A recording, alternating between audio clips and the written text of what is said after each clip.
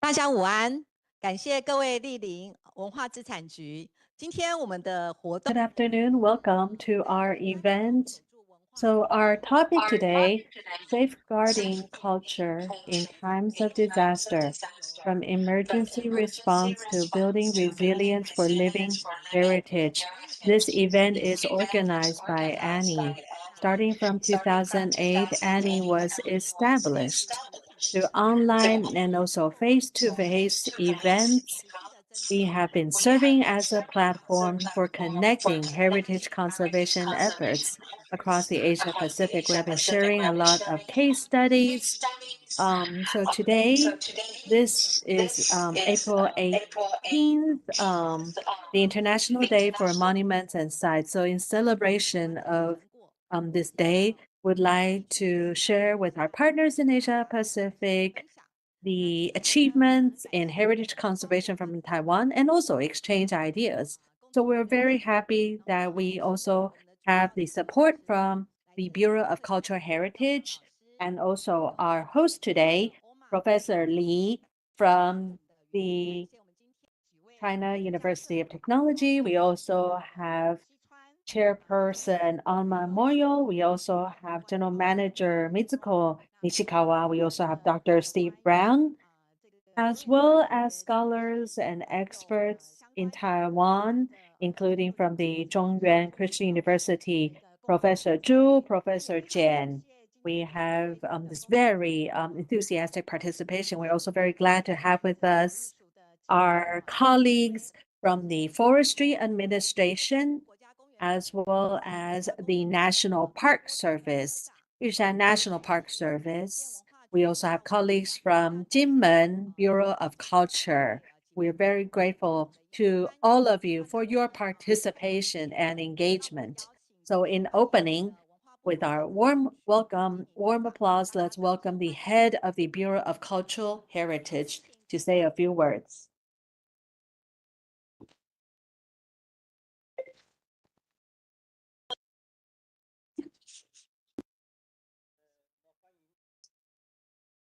Good day to our distinguished international speakers joining us online, esteemed scholars and professionals from various fields. Good morning, good afternoon, and good evening. It is a great pleasure to welcome you all to this international forum, Safeguarding Culture in Times of Disaster, Building Resilience through Emergency Response for Living Heritage, organized by our Bureau. 3 speakers joining us today online, 3 of them. I had the pleasure of meeting them last year. This includes Ms. Nishikawa, Executive Director of the Industrial Heritage Information Center of Japan, whom we met at the Tiki Congress in Sweden last August, as well as 2 other distinguished guests who were invited to Taiwan last September to participate in the Annie International Workshop and the Taiwan International Cultural Heritage Forum, Ms. Miao and Dr. Brown. It is truly a pleasure to reconnect with all of you online once again, and this reunion makes today's lecture especially meaningful. And since 2018, the Cultural Heritage Bureau of the Ministry of Culture has established the Annie platform, the Asia Network of Industrial Heritage, which has grown into an important platform connecting heritage preservation efforts across the Asia Pacific and beyond. I also serve as the president of Annie, and we remain committed to sharing Taiwan's valuable cultural heritage with the international community, while also inviting global experts to bring their experiences in preservation and revitalization to Taiwan, fostering ongoing two-way exchange and encouraging youth engagement. As we know, UNESCO and the International Council on Monuments and Sites, ICOMOS, which also Dr. Light also mentioned earlier, designates April 18th, which is tomorrow, each year, as the International Day for Monuments and Sites, IDMS, promoting the global importance of cultural heritage protection. And today's webinar also responds to this year's international theme.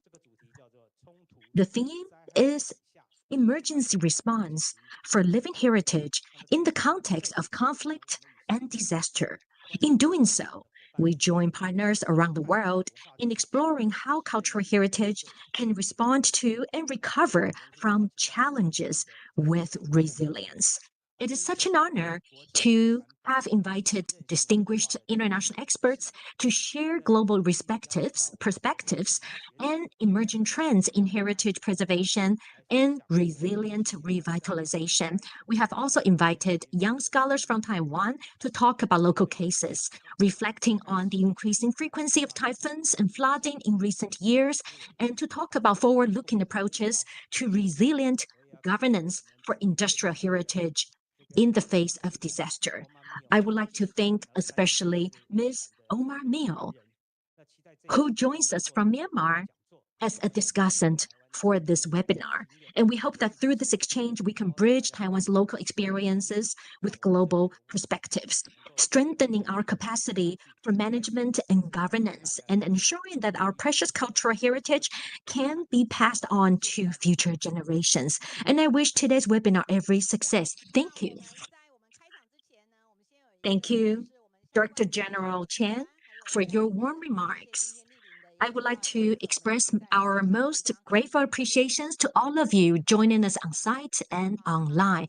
We will now take a few group photos. Now, our speakers online and all of our VIPs on site, please join us for group photo shooting. Please look into your camera as we get ready to take a few group photos.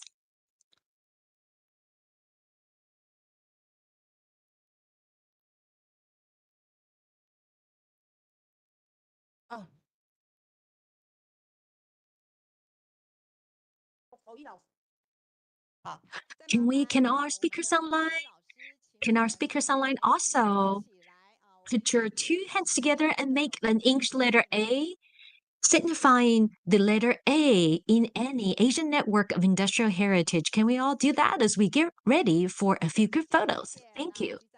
Thank you so much for joining us today. That concludes the group photo shooting. Now, I would like to ask all the VIPs to please be seated in the front rows. We will now ask the photographer to go on stage and take a photo of everyone in attendance today.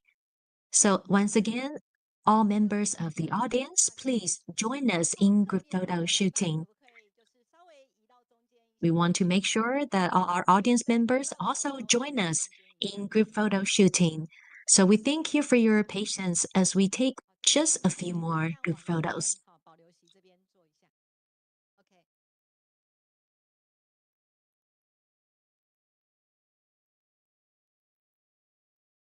好，那大家看一下前面的摄影师哦。一样，我们的一个手势共同是一个 A 这个的手势。如果有举牌的，当然维持拿举牌。那如果后面的一个相关的一个贵宾，那我们举起我们今天的一个手势哦 ，Any 平台的 A， 那来共同的祝福我们今天的一个活动圆满成功。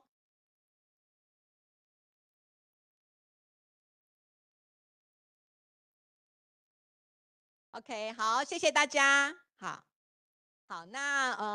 Thank you. With that, we conclude the group photo shooting session. We will now proceed to the keynote speech today. Moderating the keynote session will be Dr. Li Chaoshang Li, Assistant Professor, Department of Interior Design, China University of Technology. He is also an Annie International Correspondent. Good morning, ladies and gentlemen. My special thanks go to those of you joining us online. We have a very interactive and engaging schedule ahead of us this afternoon. We will have two speakers from overseas and two speakers from Taiwan. They will each provide their respective and unique perspectives on how to safeguard culture in times of crisis and disaster.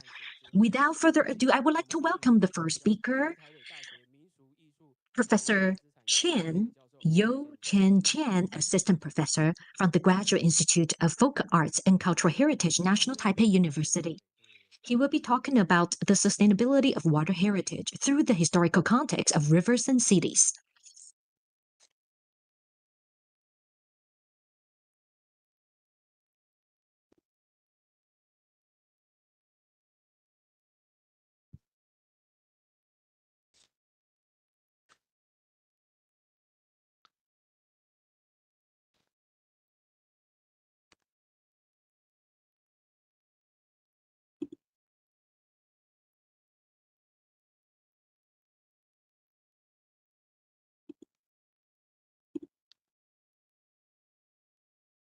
Good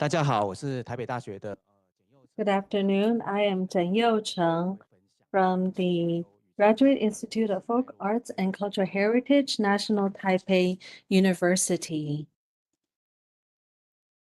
I'm very happy to share with you the sustainability of water heritage through the historical context of rivers and cities. So this is the topic of my presentation.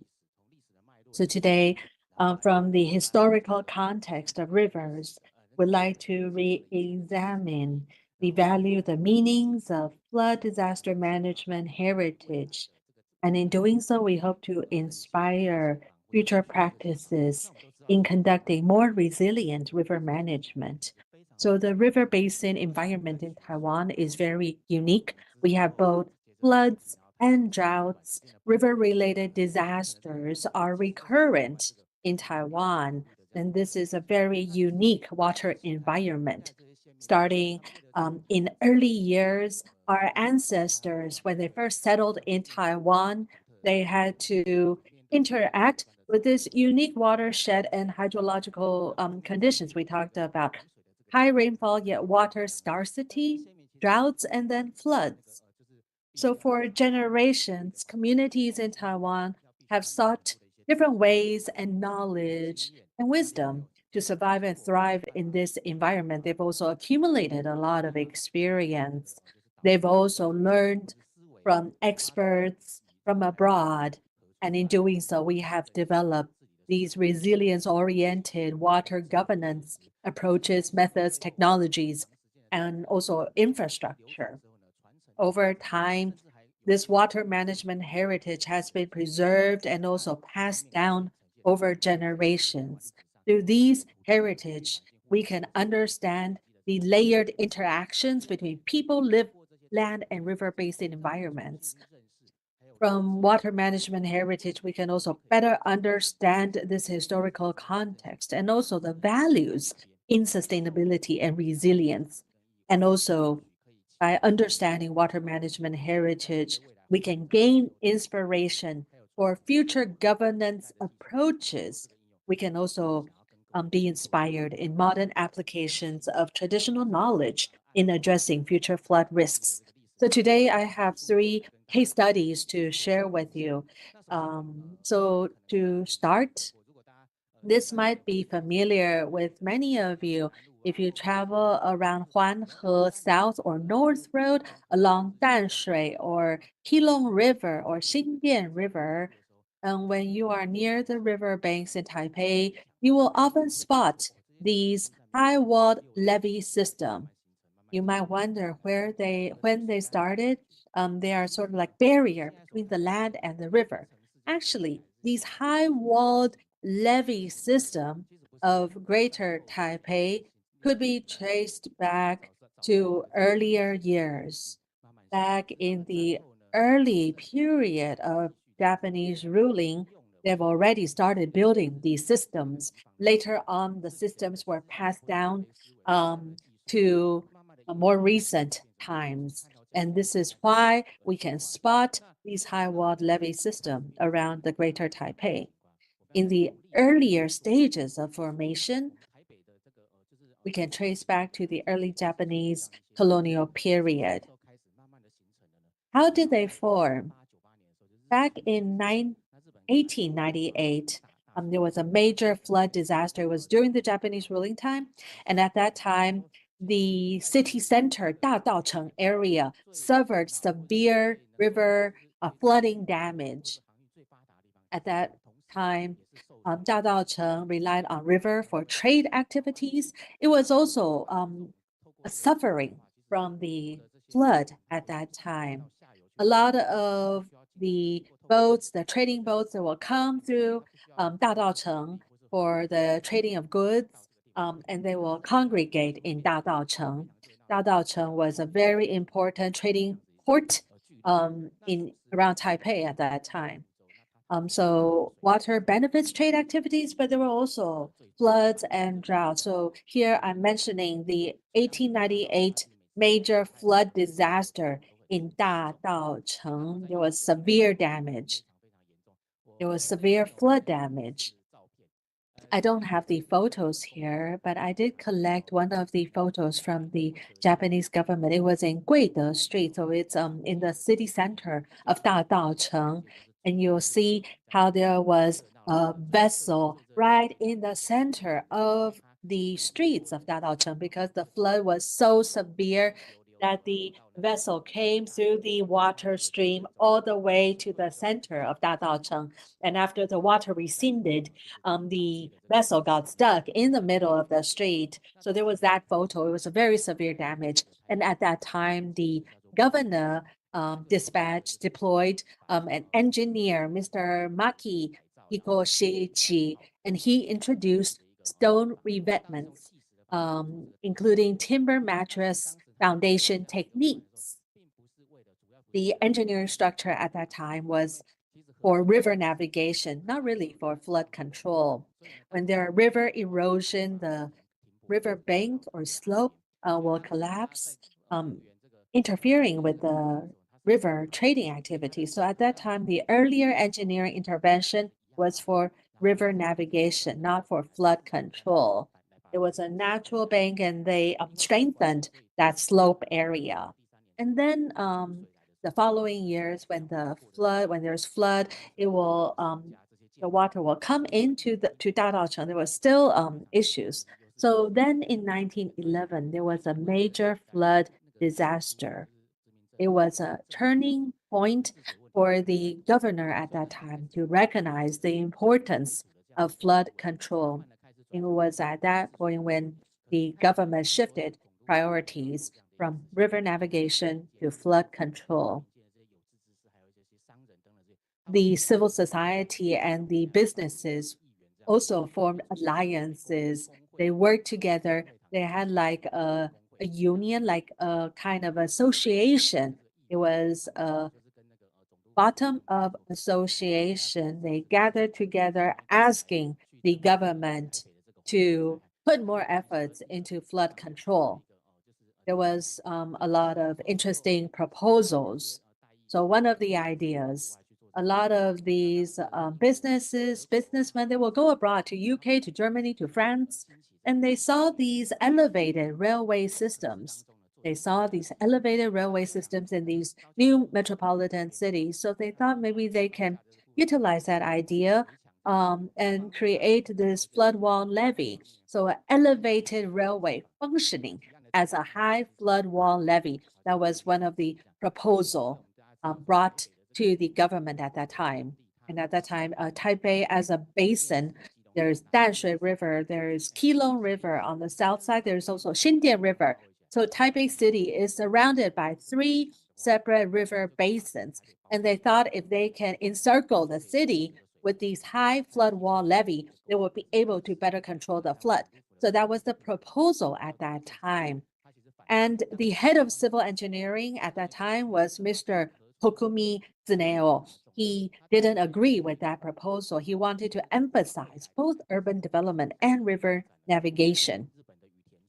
He was thinking about Sumigawa or River Thames or the Seine in Paris. He wanted to introduce the river into the city, to have the river navigate around the city and to develop the urban land along the city. So that was the idea of this head of civil engineering at that time. He also brought inspiration from the construction of Shimen Dam.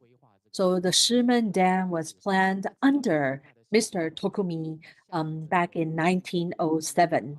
And with the construction of Shimen Dam, they were able to provide irrigation for Taoyuan. They were also able to control flooding in Taipei. And that was the idea of the head of civil engineering at that time, focusing on the construction of Shimen Dam instead. And then in 1908, oh, sorry, it's 1910, the Shimen Dam construction plan was not able to carry through for other reasons. And the engineer, Mr. Tokumi, went back to Japan and he became the president of a private company. So after he left, his successor, his name is Mr. Sogawa Yoshitaro. He was the chair of the Flood Control Committee in the Governor General's office. And Mr. Sogawa, at that time, he revisited the people's proposal about this enclosed levee system. He thought the system is very similar to Kiso Three Rivers, Three Rivers in Japan. So there's this Waju system, the Waju system from the Kiso Three Rivers. So Mr. Sogawa decided to develop in Taipei a Waju-style enclosed levee system. He believes that it is suitable for Taipei, and it's like an L-shaped, closing up the city from all four sides. So it was drawing inspiration from a traditional idea using modern construction system. So the formation of this enclosed levee system started in 1913. The first phase was a high wall levee in Dadaocheng and Manga, and that became a legacy and a historical testimony of flood governance all the way till present days. So here, let me give you a better idea of what I mean by the Waju system. This is the Kiso Three Rivers. And here you will see the sandbanks in the middle. And there are a lot of these sandbanks and clusters. When the flood comes, all of the sand will get flooded through. So they created these levees by the side. And here, gradually, you'll see this Waju, this ring or enclosed levee system. And on the bottom, you'll see the cross-sectional diagram. So when there's major rainfalls, you'll see the water gate. You will see also the structures to remove the water. So this is the effort from Mr. Sogawa Yoshitaro at that time, enclosed a ring-shaped levee system. And here in this map, you see Dadaocheng and also Manga, these high wall levee system. And you'll see how they circle the cities. And here in this photo, you'll see the completion of the construction. It's very similar to the high wall levee system that we see today. And here in Manga, there are still some remaining segments. And also nearby Guiyang Street in Taipei, you will also see the remaining segments. And then later on, when the nationalist government came, they built this elevated railway. So here in this area, you see layers of these infrastructure carried over time related to flood and river governance. Earlier, we talked about in 1898, there was this river revetment structure. So here, the revetment, there's also this engineering. It's called the fascine mattress.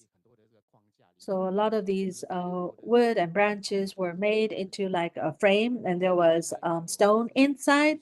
So it's like the fascine mattress foundation developed. back by Mr. Sogawa. In the earlier days, it has a Dutch origin. They will put branches together to form this fascine mattress. And then later on, the Japanese came, and there was an engineer from Nagasaki prefecture. So he created this a wooden fascine mattress, a timber fascine mattress. Later on, we see different versions. There were different improved designs. And then in 1898, there was even a patent applied. And so this is the origin of the timber fascine mattress. He's also the first person who introduced this to Taiwan. So now in different rivers and also creeks in Taiwan, we can often spot this fascine mattress engineering structure. So the fascine mattress, the Japanese had a revised version in Tanshui River, Mr. Sogawa's innovation, the fascine mattress foundation. It's quite heavy, so it's very difficult to hold the structure.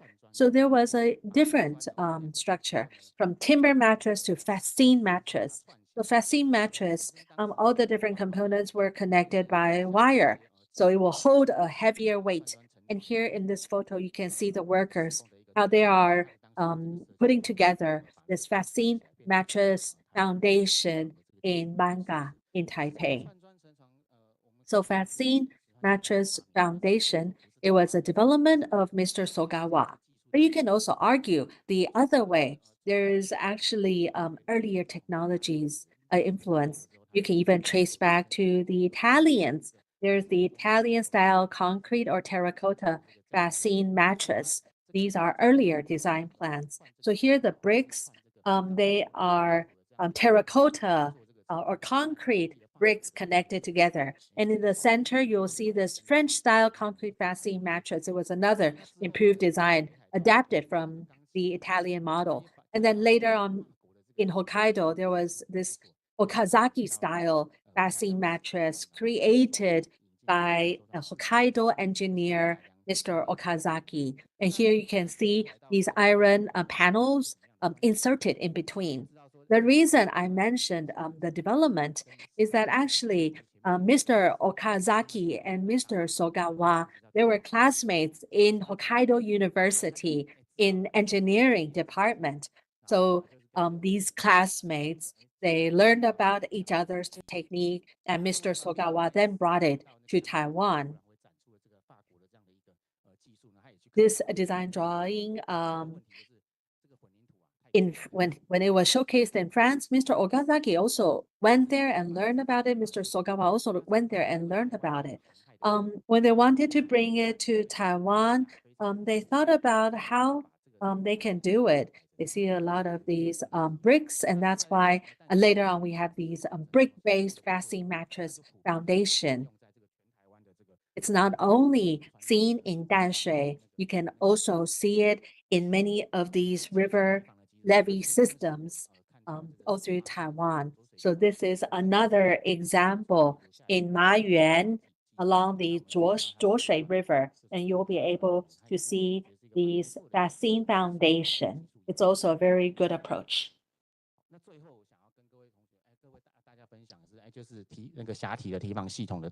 Finally, I would like to talk about the consolidated discontinuous levee system. In the past, there were flooding disasters caused by openings in the discontinuous levee system of the Taiwan River. And it was proposed to construct a super levee, closing up these gaps.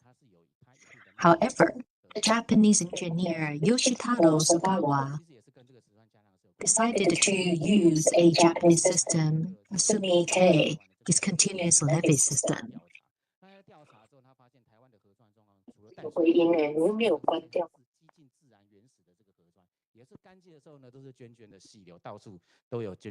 As you can see, characteristics of rivers in Taiwan include the following.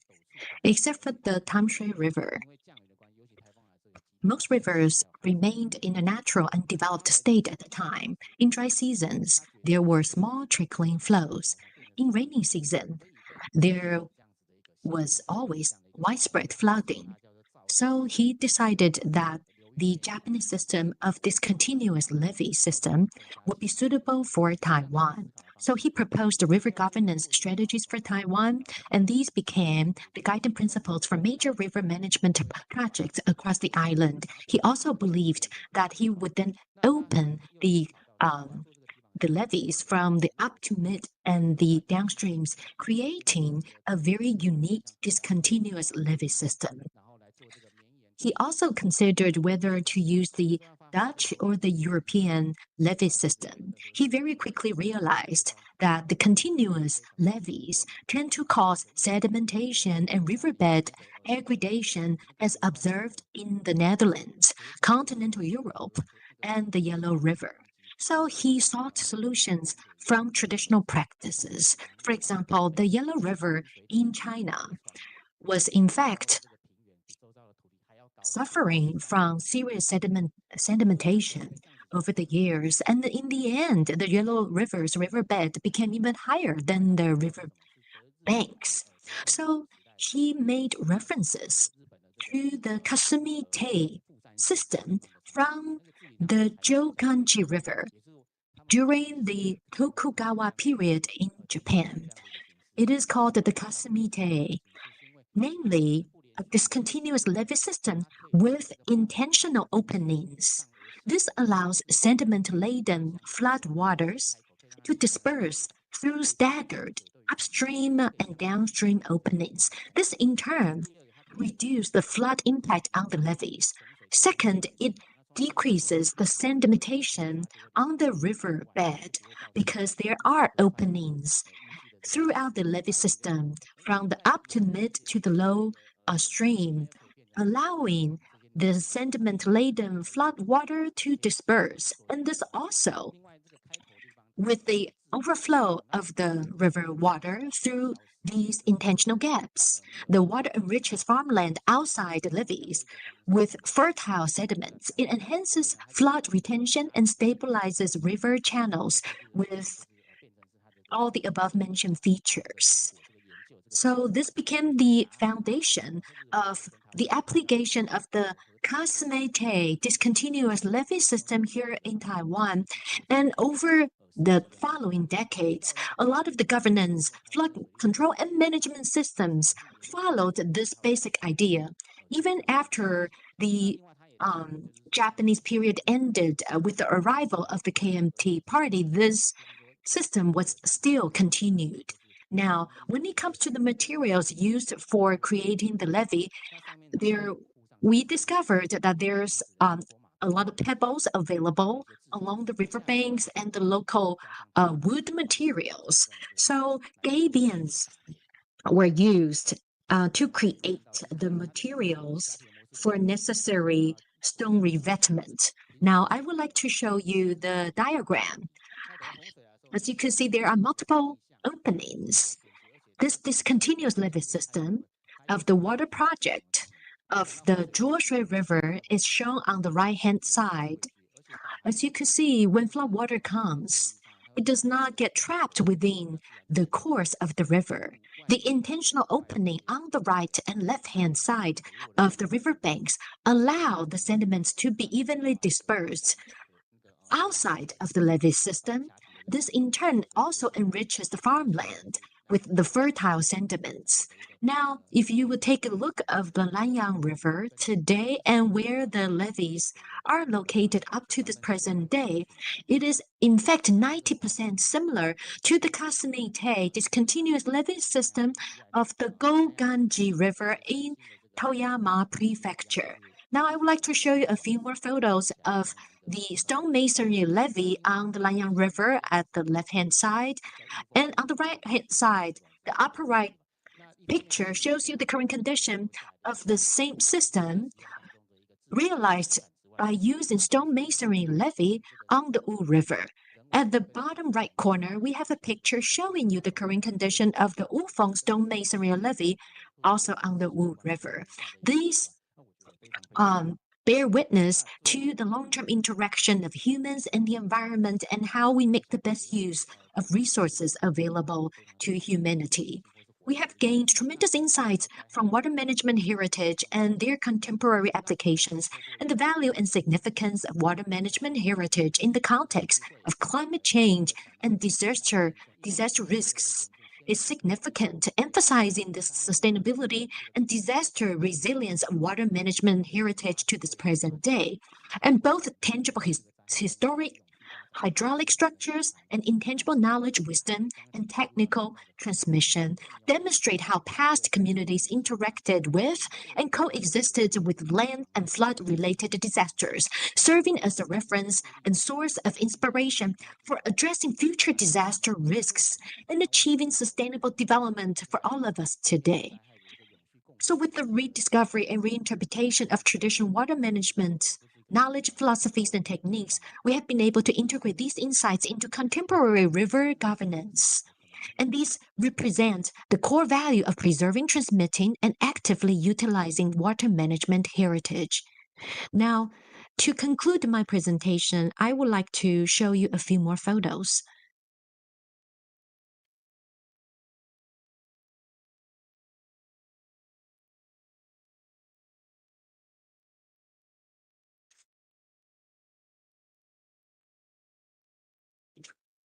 Here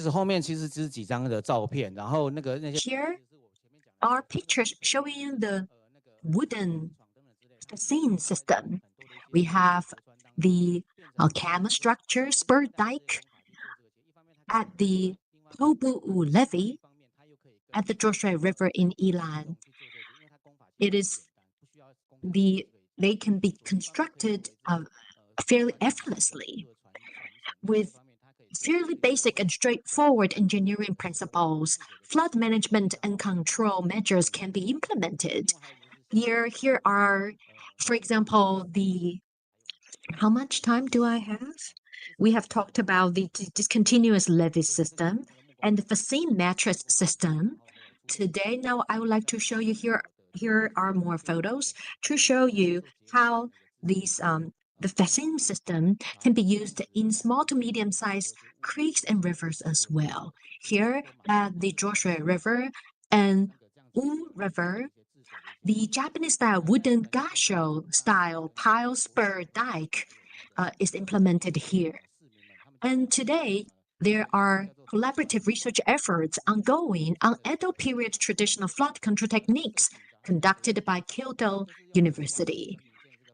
And it is a great pleasure to see how the local universities and graduate schools are exploring future approaches to community-based flood resilience and management programs by applying traditional Kasamite discontinuous levee systems and utilizing rice paddies as flood retention basins. You can see how they have created two openings right here. When flood water hits the farmland area, these two openings we serve as outlets of the overflow of the river water and bringing sediments to nearby farmlands and allowing the levee to be intact. And I wonder if you have heard of the Waseda University. Its Chinese interpretation literally means an early harvest rice. What this means is that before the arrival of the flood water, the rice is then harvested. And the rice paddies are then used as flood retention basins to contain the arriving flood water. So this is yet another Japanese example in flood control and prevention, as well as how humanity has coexisted with the natural phenomena over the years. And I believe that this also shows how the natural environment and the original landscapes can be combined with technological know-how, wisdom, and knowledge passed down by our ancestors to enhance flood control. And I think this also offers a great reference for our future approach to flood prevention and water resource management. With that, I conclude my presentation. Thank you. Thank you, Professor Jian. So here, a quick response to the presentation. We're talking about living heritage. We're talking about resilience, whether it's new technology of building dams or like what you talked about, these traditional approaches. Traditional and modern can coexist. They are not separate phases. We can choose different ways to bring them together. Take Taiwan, for example. When we are deciding the design of the dam, what are the other options besides building a mega dam? I have another example to share with you. Many of you know Venice, Italy. You probably know about this mega dam there. So every year, the floods in Venice, they have spent 1 billion euros, 10 years to build this mega dam.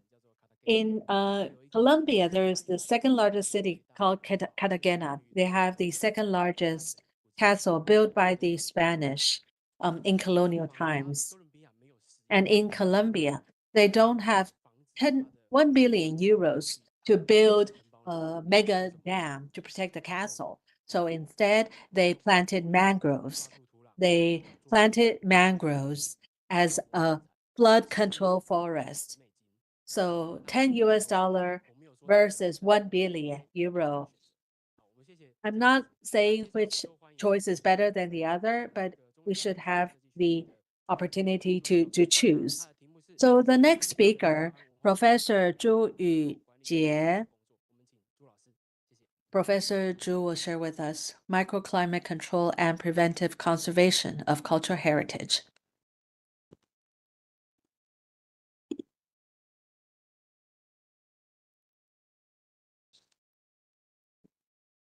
各位大家好，很荣幸在这里分享我们这几年和文化部文化资产局。Good afternoon. I'm very honored to share with all of you our efforts over the past couple years together with the Bureau of Cultural Heritage.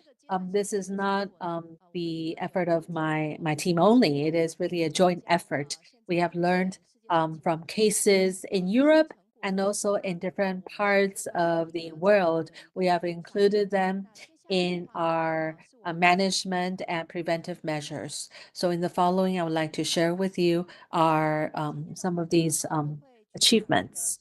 So here I have two case studies to share with all of you. These are two very important national historical sites. With these two cases, our efforts and measures in microclimate management, especially under climate change. I would also like to share with you the different measures that we have taken. So climate change threatens cultural heritage through large-scale climate pressures and also local microclimate changes. These different changes in the climate, I mentioned extreme rainfall, high temperatures, or rising sea levels. They have impact on the macro and also micro level. We see and identify many local microclimate changes. There's no single intervention or no single comprehensive protection. Prioritization and also developing site-specific protection are main strategies. So this is all in the discussion of microclimate management. A lot of our discussions focus on single cases. The Bureau of Cultural Heritage has engaged in long-term monitoring and also environmental simulation assessments.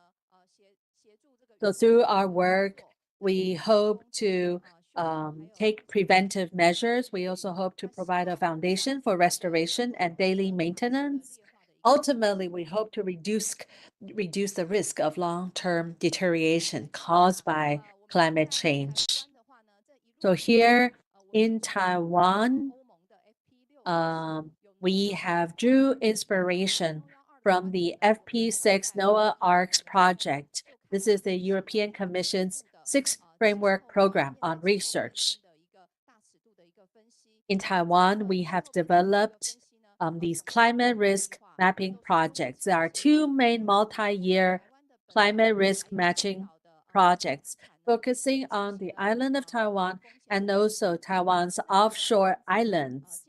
These are investigation of climate risks. And then for FP7 of the European Commission, there's the Climate for Culture project.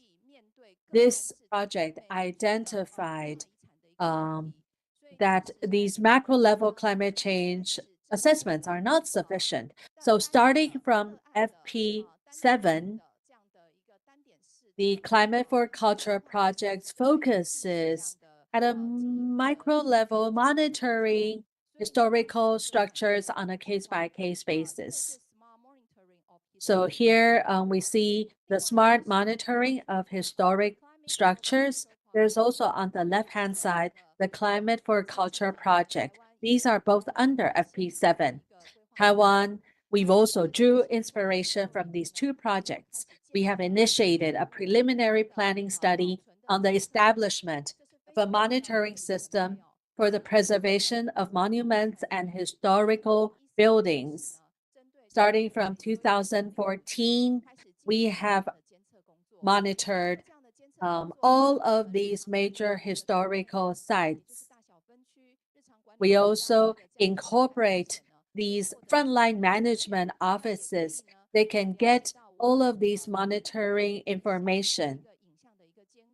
We're also able to provide live monitoring image data. This allows for more comprehensive monitoring system. So here we have outdoor monitoring and indoor monitoring. Let me share with you some examples. For outdoor monitoring, we have built these integrated weather stations. We also have very comprehensive collection of weather data. These weather data and weather station infrastructure are integrated with the local infrastructure, capturing microclimate level data. We've also installed these various equipments, these monitoring assessments, as well as 3D ultrasonic anemometers and also wind vanes. And these are the infrastructure that we have built to better monitor the outdoor environment of these major historical sites. For indoor monitoring, we have also developed various temperature and also humidity sensors and monitoring assessments. Here, you'll see the old traditional sensors.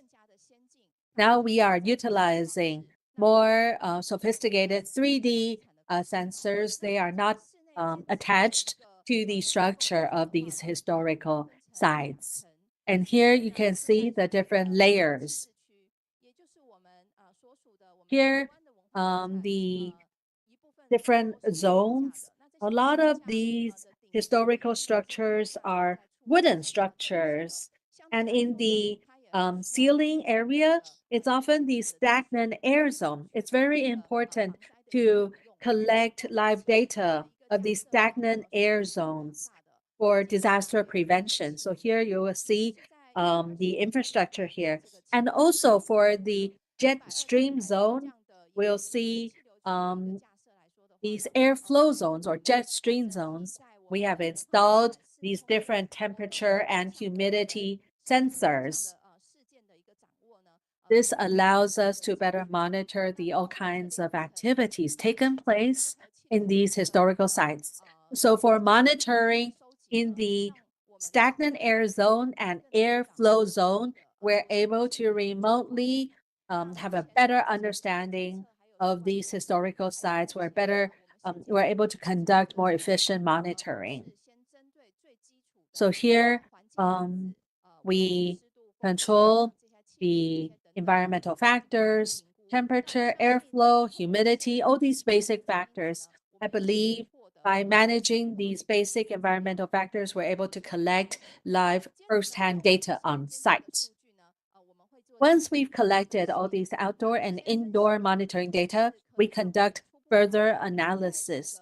This analysis allows us to have better guidance in these conservation efforts. We're also better able to identify needs and also areas for improvement. So this is like a basic, this provides a very basic understanding of our work. We're also able to examine these data to the environment on site to make sure that the data truly captures the conditions on site. We conduct testing. We make sure that the data reflects the real environment. In addition,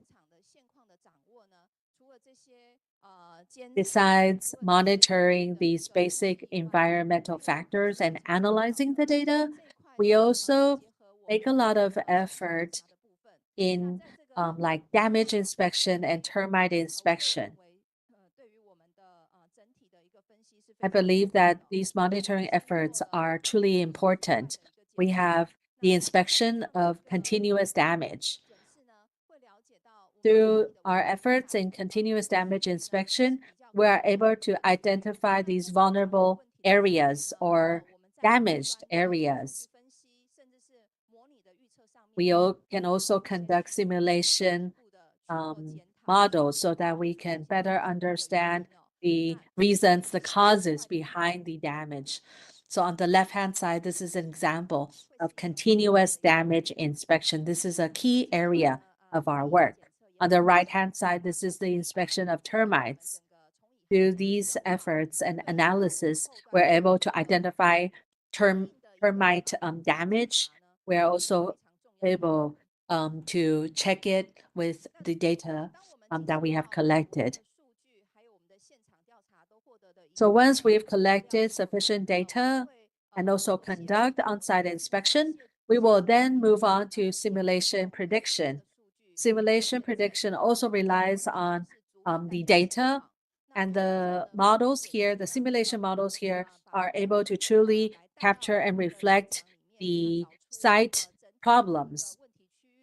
We're able to identify the causes or the areas based on these information. I mentioned that we focus mainly on environmental factors. We believe that these factors are sufficient at this current stage. Next, I would like to move on to some actual cases. So this is a case from the Mongjia Longshan Temple. Longshan Temple is in Manga district. It was built back in 1738. It was built across different time. It has many different halls and also courtyards within the temples. It is one of the most important temple in the northern part of Taiwan. It's a very important historical site of great significance, both historically and also culturally. So for this cultural heritage, for Longshan Temple, it has been over 1 year of monitoring, of long-term monitoring. We have monitoring, stimulation.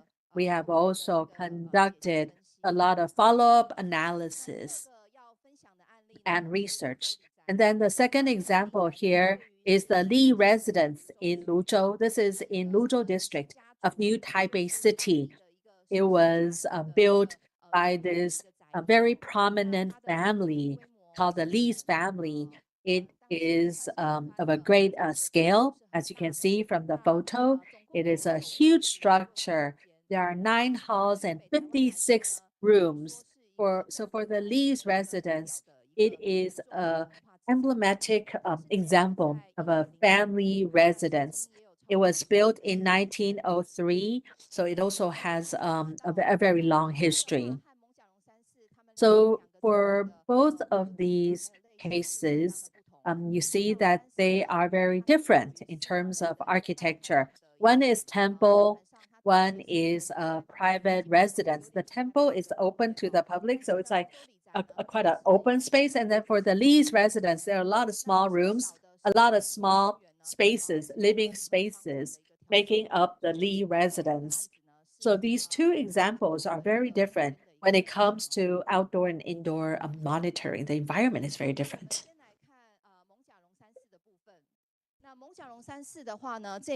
Let's first look at the Mongjia Longshan Temple in Taipei. We conducted the simulation of the current situation in 2025. And we also validated our simulation. And by looking up past records, we were able to run simulation of past situations, the temporal and spatial environment before the high-rise buildings surrounding the area were constructed in 2010.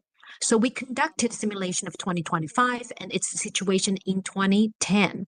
And we also conducted future simulation. Now let's look at the surrounding area. You can see it is located right in the heart of town, surrounded by high-rise buildings, ranging from 10 or 20 stories. So it is an important cultural heritage site, surrounded by high-rise buildings. Whereas compared to the Lee residence is surrounded by buildings up to 6 or 7 floors high. And this, for example, the highest building is this one, featured in the bottom left picture. This is a picture of the Lee residence. Now, going back to the temple's analysis, like I said, it is important cultural heritage. And currently, since the high-rise buildings surrounding the area were constructed in 2010, the microclimate conditions have changed significantly. We also, as I mentioned earlier, conducted future simulation. We wanted to explore how this environment would change considering there might be an addition of high-rise residential complexes and the extreme microclimates conditions may occur in the future. So considering the parameters of the temple itself and adding to it the different environmental parameters, we were able to run 3 different scenarios of the current, past, and the future simulation, including possible scenarios of future extreme microclimates. And we ran multiple simulations, and we were also able to cross-reference current and past numbers. We also discovered that the local microclimate data over the past 15 years has shifted a lot. The highest temperature during the hot season has risen by 1.05 Celsius degrees. Relative humidity has also increased by 7.44%. Average wind speed has decreased compared to 15 years ago. And the wind direction has shifted by 22.5 degrees. This indicates that the microclimate conditions have changed. So through these simulations, we also discovered that the surrounding environment, especially current and planned future development projects, have begun to have the following impacts on the temple. Analysis of simulations of the surrounding microclimate in different time frames reveals that with the radius of 260 and 300 meters on the Longshan Temple, the construction of high-rise buildings leads to an increase not just in temperature, but also in humidity around the temple. Within a radius of 800 to 850 meters, the construction of high-rise buildings has been found to affect the wind speed and wind direction angle near the temple. So we're looking at not just temperature changes, but also humidity, wind speed, and wind direction. So it has been concluded that the surrounding microclimate has and will continue to be affected by its surrounding. And how do we formulate the best and most suitable site-specific heritage conservation plan will become very crucial as we move into the future. Now, I would like to show you the simulation results of the Longshan Temple in Monga and its surrounding environment. Number one, if you look at this Xichang Street, which is adjacent to the side entrance of the temple, you see that the wind speed has increased drastically after the construction of a high-rise on this street. Last year, high temperatures ranging between 40 to 41, even to 42 degrees Celsius have been found to create downward airflow, creating not just hot air, but also hot winds affecting this cultural heritage. So to this side, as you can see on the diagram, the construction of tall buildings, especially around the west and southwest external walls and perimeter walls of the main structure. This has resulted in large areas of weathering and efflorescence because of the direct sunlight, exposure to direct sunlight for prolonged periods. This also means that the construction of high-rise buildings in the future will further worsen the situation. It will increase wind speed and temperature around these walls, exacerbating the damage. It's recommended to take preventive measures ahead of time. And the next point I would like to mention is the rooftop of Huatuo Hall, a famous hall within the temple complex, has experienced increased heat radiation under extreme microclimate conditions. In fact, the areas with higher distribution of thermal radiation on the external shell are the roofs of the Sanchuan Hall, the main hall, and the Huatuo Hall, in addition to the rear hall. In the future, when extreme microclimates occur, the roof of the Huatuo Hall may enhance external heat radiation due to its shallow depth and low roof ridge, leading to higher indoor temperature. It is predicted that indoor temperature could rise above 40 degrees, and as our most recent measurement indicated, the temperature in fact exceeded 42 degrees Celsius last year. We thought our temperature thermometer was broken, but in fact, within the shallow depth of the low roof ridge, the temperature has consistently risen to above 40 degrees Celsius. It is recommended to add an insulation layer to the roof.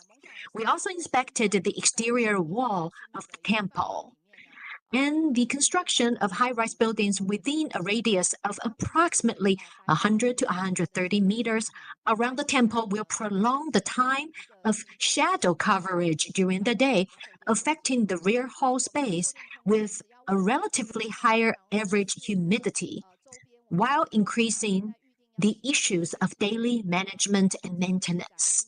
So the high-rises not only cast shadows, it also has, especially for the rear hall, caused relatively much higher average humidity throughout the year because of lack of sunshine. And for this specific space, as I have indicated with the laser pointer here, this is an area with a relatively higher humidity throughout the year within the temple complex. And I believe that this has given rise to serious issues of, for example, fungi, mold growing, and this would then necessitate a redrafting of the daily management and maintenance plan. We also examined the interior space of the temple. We looked at the temperatures, the humidity levels, in order to identify areas with higher temperatures and higher humidities. And the corridor on the east side of the temple has an average annual wind speed of about 0 to 0.05 meters per second. Compared to other areas, this area has a relatively higher humidity exceeding 80%, which is unfavorable for the preservation of the temple's outer wall. And this area is also cluttered with all sorts of storage materials. So, and also due to stagnant air, the risk of fire hazards is is increased, and we need to reformulate the management plan because of this as well. In the simulations of the current situation past the future situation, the rear hall remains the area with the highest humidity throughout the year, followed by the right guard room and the Grand Duke's Hall. So it is recommended to open windows regularly at night to maintain ventilation and reduce indoor humidity. We also identified other areas that might require more attention and improvement. The front of Yuelao Hall experiences intensified airflow rotation, which is also the area of the building facade receiving the most direct sunlight. And this factor is the main reason for the weathering of its main facade and the corner facades. And it is recommended to strengthen weathering treatment during restoration. Now let's look at the current situation at the Lee family's residence. We conducted the simulation of its current situation, and we also took its the parameters, our monitoring data for over 1 year to run the following simulation. It is different. It is quite similar to some of the family residences built around the same time. The building's orientation has a lot to do with the principles of Chinese feng shui. For example, when you look at a family's residence like this one, you will see that the main orientation and wind directions of residences like this are about north, northwest, and east, with angles forming approximately 40 degrees or less. When the angle of inclination is less than 45 degrees, it can satisfy the ventilation of the windward side. And so this is a feature that we also have observed with the Lee family residence. The main source of airflow comes from the Luzhou Junior High School, which is situated right in front of the Lee residence. And the Luzhou Junior High School has an impact on the preservation environment of the Lee residence, considering that the high school is scheduled to be reconstructed in the future. Now, we would like to show you the vegetation and moisture issues at the Lee residence. The residence is located in an area that's relatively low in elevation, which is about 1 to 2 meters below the pavement of the roads around it. So, in its surrounding area, there is very thick vegetation. And there is also a pond on the premises. So here I would like to show you a map of the layout of the Lee residence. So we have identified that humidity, moisture issues, and the thick vegetation around the building may be an area of focus. The outdoor environment is divided into Section A and B. Section A is relatively well ventilated with low humidity, while Section B has abundant growth of trees and shrubs, resulting in poor ventilation and high humidity. So for the Lee family's residence, we ran simulation with prunings and trimming of the trees as well as the shrubs. So it is recommended to reduce the planting density of vegetation to increase vegetation, which will lower humidity and improve preservation conditions.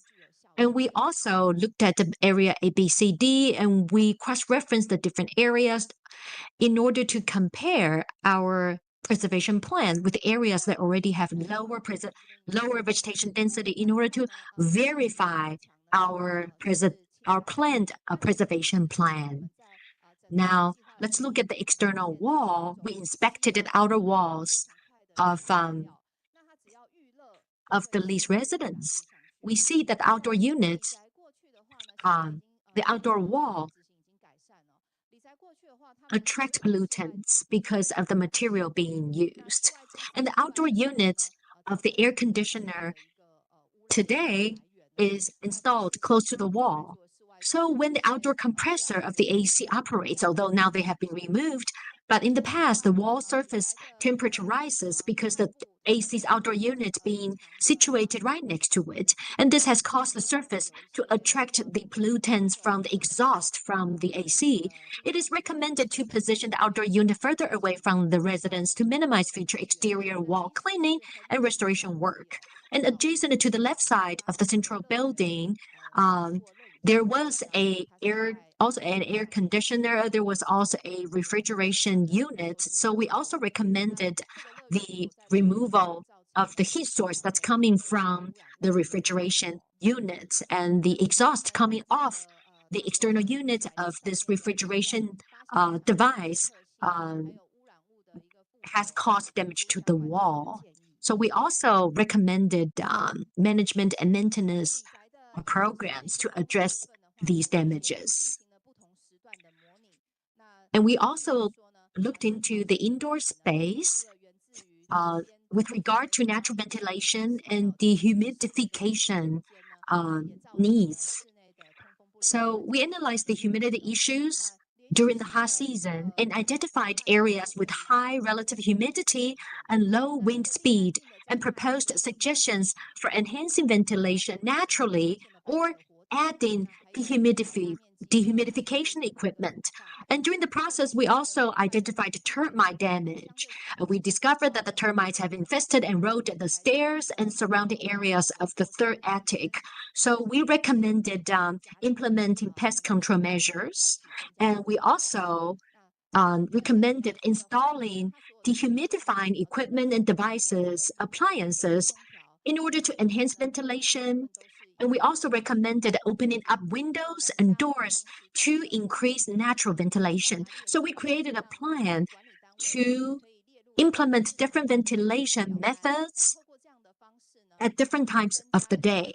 So for the management committee of the leased residents, they're able to create this complete list which delineates the timeline at what needs to be done and what ventilation methods need to be implemented at a specific point in time. And here I would like to show you the indoor space, daily maintenance and management plan. On the left-hand side, we have the daily and weekly maintenance plan. On the right-hand side, we have the biannual, annual, and ad hoc maintenance record and lists. So this really was made possible with the results of the interior space inspection. Our results were compiled into management and maintenance plan, and issues that require frequent checks and operations are also included in the daily forms or in the weekly forms and verified during routine management and maintenance, so that all the above mentioned damages can be averted and the maintenance plan can be carried out effectively. It is discovered that climate change and alterations in the surrounding environment have and will continue to affect local microclimates of the Temple and the Lee families' residences. And the preservation of cultural heritage will become more complex and challenging, necessitating interdisciplinary and professional scientific preservation teams to collaboratively assist in the preservation and restoration of important cultural assets in response to the inevitable changes in climate conditions and preservation environments. And the key environmental factors of the two cases are, in the case of the Longshan Temple, is the overall rising temperatures and the surrounding new construction projects. And for the Lee family's residents, the most challenging environmental factors is the relative humidity, the overly thick vegetation, and water sources. So in order to maintain and implement the best management plan, we have identified these key environmental factors and areas urgently requiring repair, management, and maintenance, or any kind of adjustments have been identified as listed in the slides, so that intervention measures can be carried out as early as possible. In addition, we also listed all the recommendations and turned them into daily or weekly or routine management plans. For example, we have established a preservation plan, repair plan, and long-term management plan. We have created 3 major plans in order to enhance the long-term and sustainable development and conservation of these heritage sites. Preservation and restoration can really benefit from monitoring data and simulations, identifying problem areas, and providing targeted reinforcement for preservation and restoration efforts ahead of time. We also have discovered that routine management and maintenance can really be carried out by monitoring data and simulations, identifying problem areas, extending the time for repairs, frequency for repairs, reducing the frequency of repeated repairs through regular maintenance. With that, I conclude my presentation. Thank you.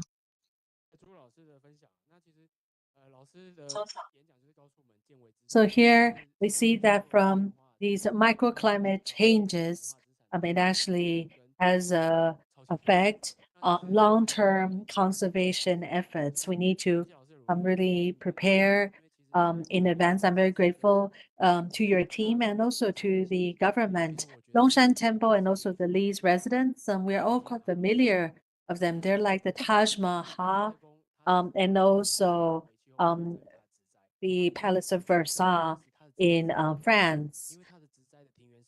And again, in France, the gardens are also part of the cultural heritage.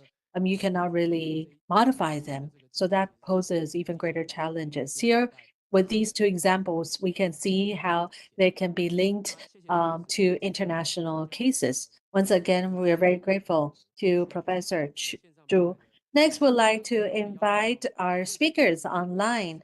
First, we have with us Ms. Nishigawa Mitsuko from the Industrial Heritage Information Center in Japan. She's going to bring to us the topic, Interpretation and Conservation Challenges, Sites of Japan's Meiji Industrial Heritage.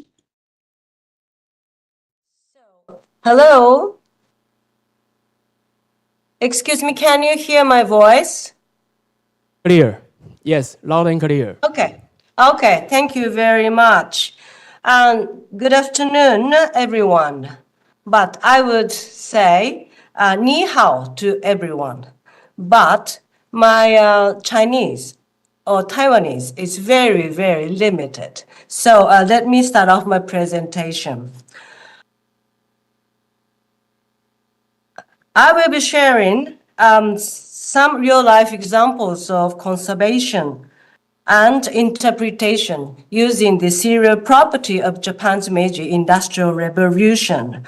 And by the way, we celebrated the 10th anniversary last year. And my name is Mitsuko Nishikawa from IHIC Tokyo, Japan. IHIC is the strategic interpretation center for this World Heritage property.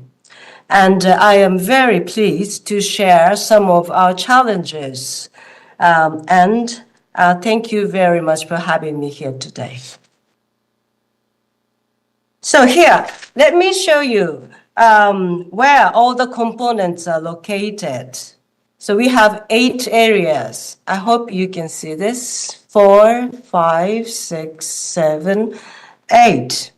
And there are 23 sets of components, and they are located in 11 cities and in 8 prefectures. What makes us stand out is the combination of the components, having both cultural properties and operational sites, but all together as one, representing industrial development from 1850s to 1910. And each of the sites are supervised by the cities and owner under CMP, Conservation Management Plan for conservation.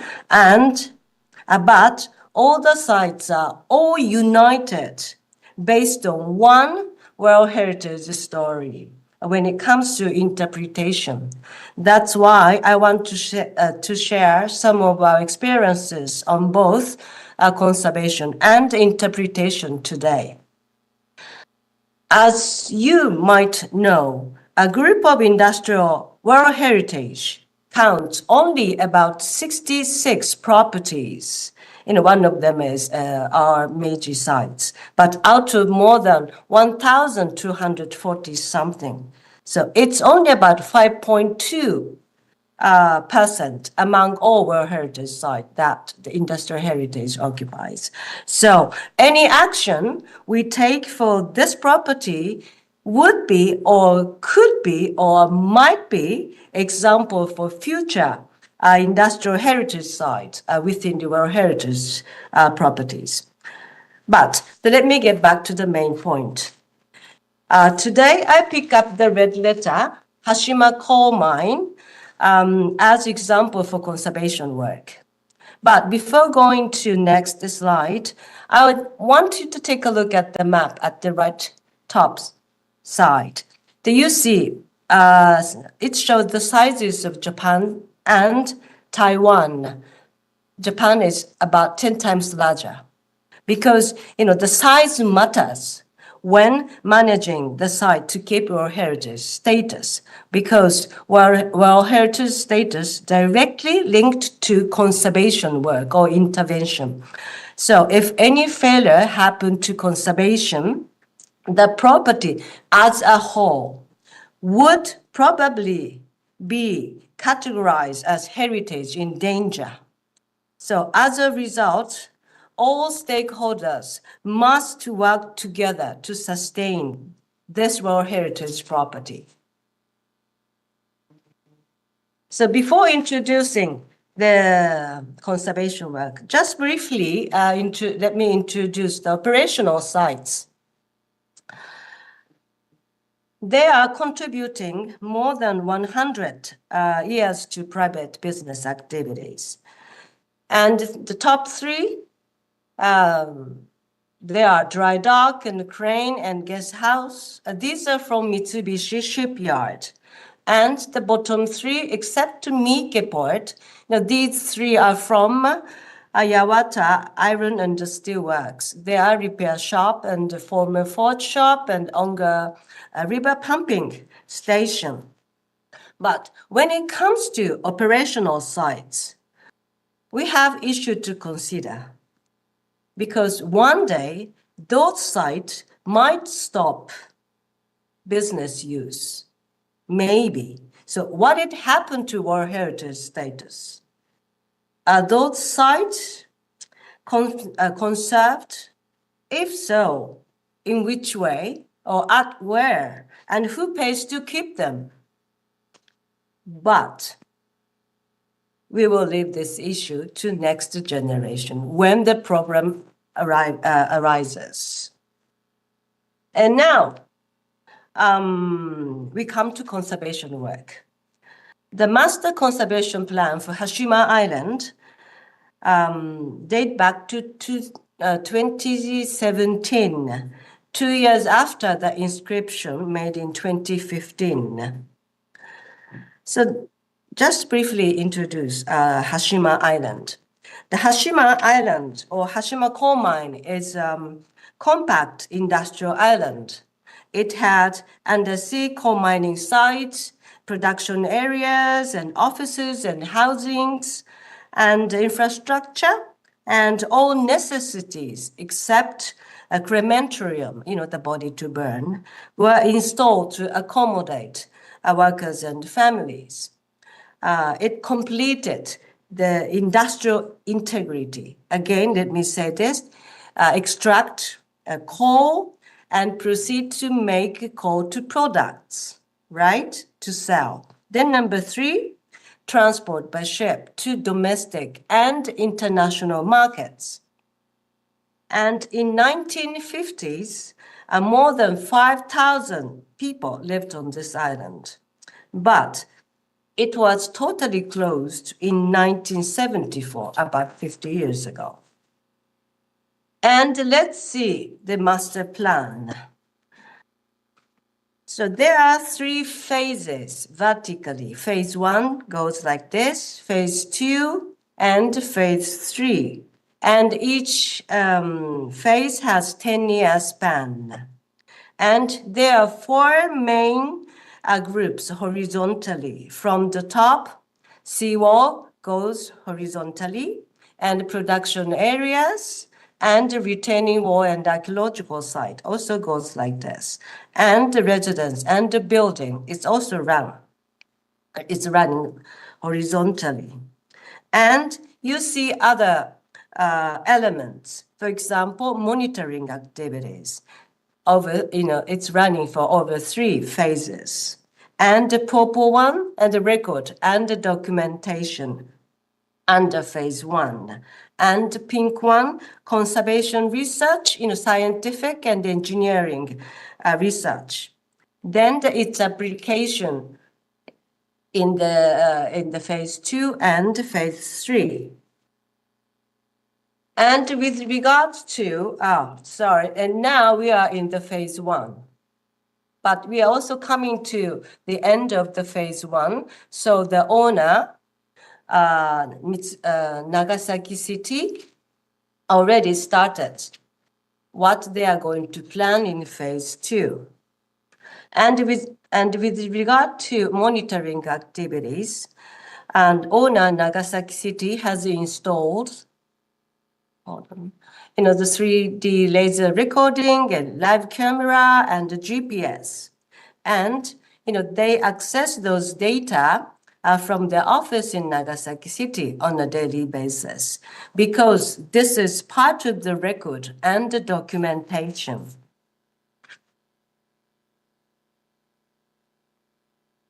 And so I'm going to show you some example of his photos. So Hashima Island is prone to typhoons.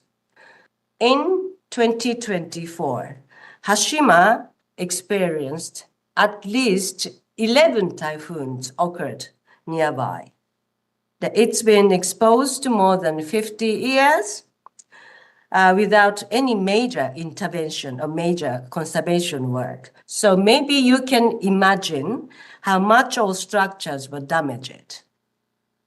And here, I'm going to show you the layout. The red parts are actually the attributes or UV element. And let's see the span number, SP means span number 50, this corner. This section of the revetment was very vulnerable, and urgent conservation work was carried and finished in 2024. The seaside of the revetment was reinforced as in the side. This side is the seaside after the research and the study. And this is the finishing look from the inside. And I actually visited here 2 years ago, and I see that the actual look, it exactly looks like this. However, further sections of the revetment still needs conservation work. Most of them is exposed and vulnerable, as in the slide. So Nagasaki City is going to plan some of the conservation work in the phase 2 and the phase 3.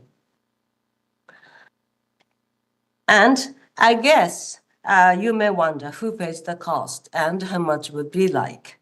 So here's one example. Let's see span number 1, this corner, and the span 30 to the opposite side. The span number 1 shows the hollow at the bottom or base of the revetment. And in case of span 32, the defect of the revetment.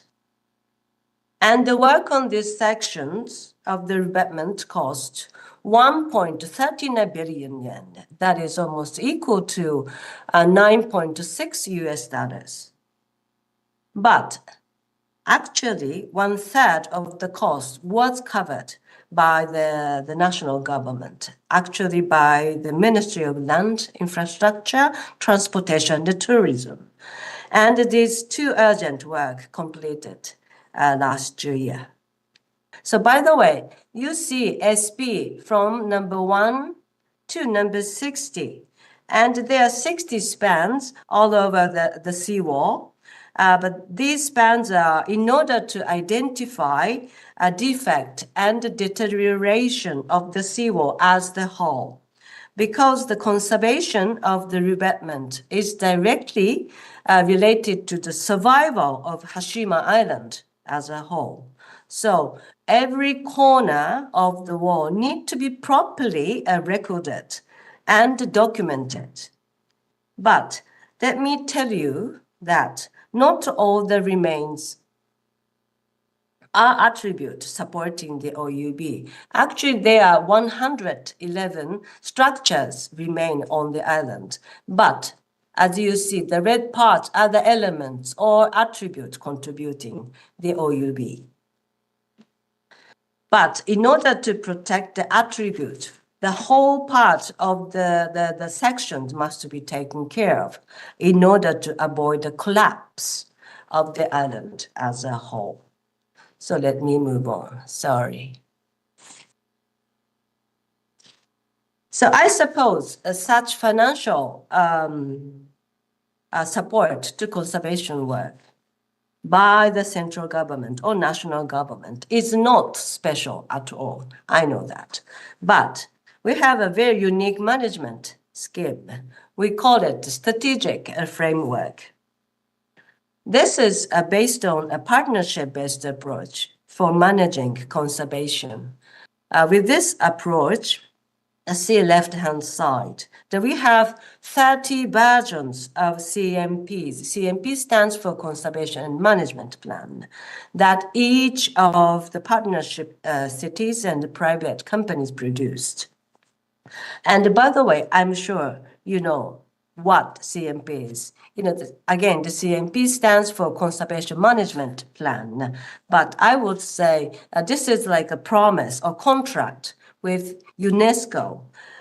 It tells in which way each of the components is going to take care of. So if any action or new change will be made to one site or each site, the UNESCO refers to the CMP and make a recommendation or statement or decision if the new action is acceptable or appropriate or not. And the right-hand side, that we have 11 regional councils in 11 partner cities, but the three of them, Kamaishi, Nagasaki, Mike, have their own working group because they have both cultural and operational site.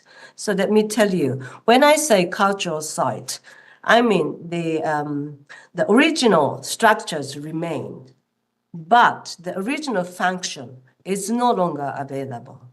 And you may wonder why I say this. It's because function and industrial process is a key, and its dynamics is one of the differences of cultural property that industrial heritage hold.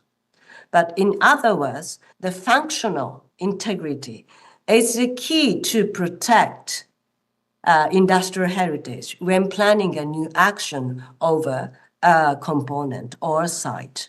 But let me continue the framework. The more or less World Heritage sites or cultural sites like you involve government. But in our case, the Cabinet Secretariat, central or national government organ, plays a key and active role in sustaining the framework.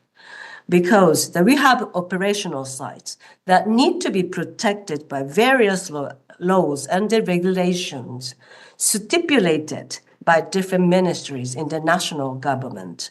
That includes, for example, landscape law and port and harbor law and river and forestry laws, the road laws and so on, and as well as the city level of landscape laws and others. So that's why the Cabinet Secretariat come to the front line to play a key role in this scheme, especially for managing the property as a whole. But in short, all stakeholders are engaged with this partnership, including the communities. And conservation work needs substantial funding.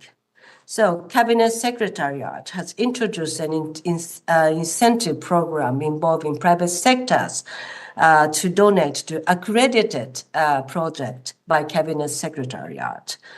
But those include not only conservation work, but also the project or program relating to local revitalization, like the program relating to education or tourism or agriculture and so on. But this scheme goes like this. A company can decide how much they would like to commit to pay in total, but the company can actually cash out or pay 10% of the total amount that they said they would commit to pay. And the rest of the 90% is covered by tax deduction scheme supported by national and the local governments. But this is good news. The number of the beneficiaries increases every year, but donation to conservation work is still limited. And besides the company donation, of course, there are some more fundings, such as individual donation scheme supported by the national and the local governments, and the subsidies from various ministries. But for example, the cultural agencies, they have a lot of they have subsidies, but that only goes to cultural properties that are protected by cultural properties law. And others use crowdfunding and also the direct donation from the citizen that goes to the city directly. So now let me finish conservation and funding, and let us move on to interpretation. So, and IHIC is the Strategic Interpretation Center owned by Cabinet Secretariat, and we are a museum and receives visitors. And I believe that we received some of ANI members to our centers. So thank you very much. And one of the challenges here is to find better ways to explain the structure of Japan's major property, along with the OUV story, because it is not easy to follow, I think. So, for example, sorry. So, in case of the guided tour, at the beginning, we speak about 3 points shown on the right-hand side. They are keywords, serial property, and the combination of the 23 components. But among those, knowledge and technology transfer hooks very well. And because the visitors can grasp the idea on what they are going to learn in the tour, based on the keywords, knowledge and technology transfer. So if you would like to use it, and maybe I think this is going to be a good keywords to hook students or the visitors to get into your industrial sites. But together, I believe that this briefing is supportive for the visitors to build an image and the scale of the OUV story. But Oyubi's story is actually deep. So this diagram shows how the 23 components are interconnected. We have 3 vertical groups, 1, 2, 3. This shows periodical development over the 3 sectors. Actually, the first 2 phases have only 2 sectors. But while 3 horizontal layers, these shows the development of each of the sectors over the 3 time periods. It means that technically the 6 different stories could be told, right? So in addition, these stories are closely linked. For example, the coal support iron production, and iron support the shipbuilding. So altogether, they illustrate Japan's rapid transformation in just about 50 years between 1850s to 1910. And here shows the management structure. IHIC is not standing alone. Rather, we work with 8 areas closely. And in fact, we are visually connected by having common panels. These 2 are from our center, but these 2 are from, one is from Saga and the other is Yawata. And also common guidebooks that are available at key museums and interpretation centers in each site in order to educate the visitors educate the visitors that Japan's major property is a series of industrial sites spread across the nation. And I would like to tell 2 more challenges here, but they are on human resources, which IHIC leads. We make a tour to each of the areas on a regular basis, and we work with local guide. But as you see, who are mainly senior people, you see gray hairs here and there. So one of the points here is to let them know that there are at least 2 ways to understand the significance or value or importance of the site when it comes to interpretation. I see that the local people or local guide tend to see the significance or value as in the top, starting from local, national, then world. But others, maybe if I were one of them, I would see the site from World Heritage value, national and the local value. So this helps the local guys to widen their perception when they interpret their site to guests. And then we come to the last challenge, which is to produce and activate a series of tailor-made manuals to help with conservation management. This is produced for site managers and the stakeholders. And actually, there are 2 points. The first one, what sort of conservation work has been done since the inscription? And number 2 is the issue that they should be aware of when planning a new action on their site for both cultural and operational site. Because Japan's major property is grouped as industrial heritage. Again, let me say this. Conserving functional integrity is important regardless. The parts, a component part, is cultural properties, for example, the archaeological site or operational sites.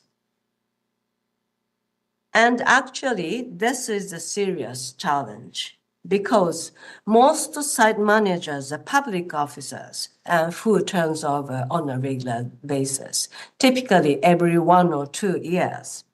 And we have more than 200 public officers in 1 year or each year. Imagine 100 people are going to change next year. What's going to happen to conservation work or conservation management? So this is a real challenge. So we believe that this manual will be helpful and useful for site managers to get to know what happened on the site, as well as tips for planning a new action on each site. Because the manuals are aligned with the UNESCO operational guideline and other charters such as Joint ICOMOS Tiki Principles, Barra or Venice Nijini Tagel chart, and so on. And thank you for being with me. We come to the conclusion. Industrial heritage is not stable. It is constantly exposed to risks, such as natural forces, aging structures, and operational pressures. So conservation is not a one-time action. It requires a continuous intervention. To make this possible, we need a strong management system, having clear governance, stable funding, and coordination across all stakeholders. But in the end, the most important element is people. Shared understanding and training and practical guidance, this ensures consistency across sites. So the real challenge is not only interpret industrial heritage, but how to sustain the system over time under real constraint. And here is my last words. Industrial heritage survives not because it is preserved, but because it is continuously managed. Thank you very much.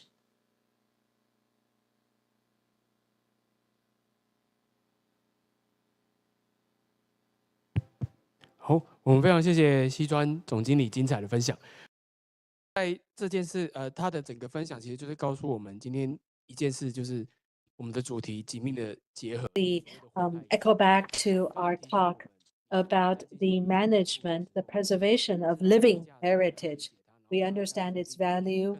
We transmit and share its value with more people so that more people can be involved. We're not relying on one single team or one single agency or system.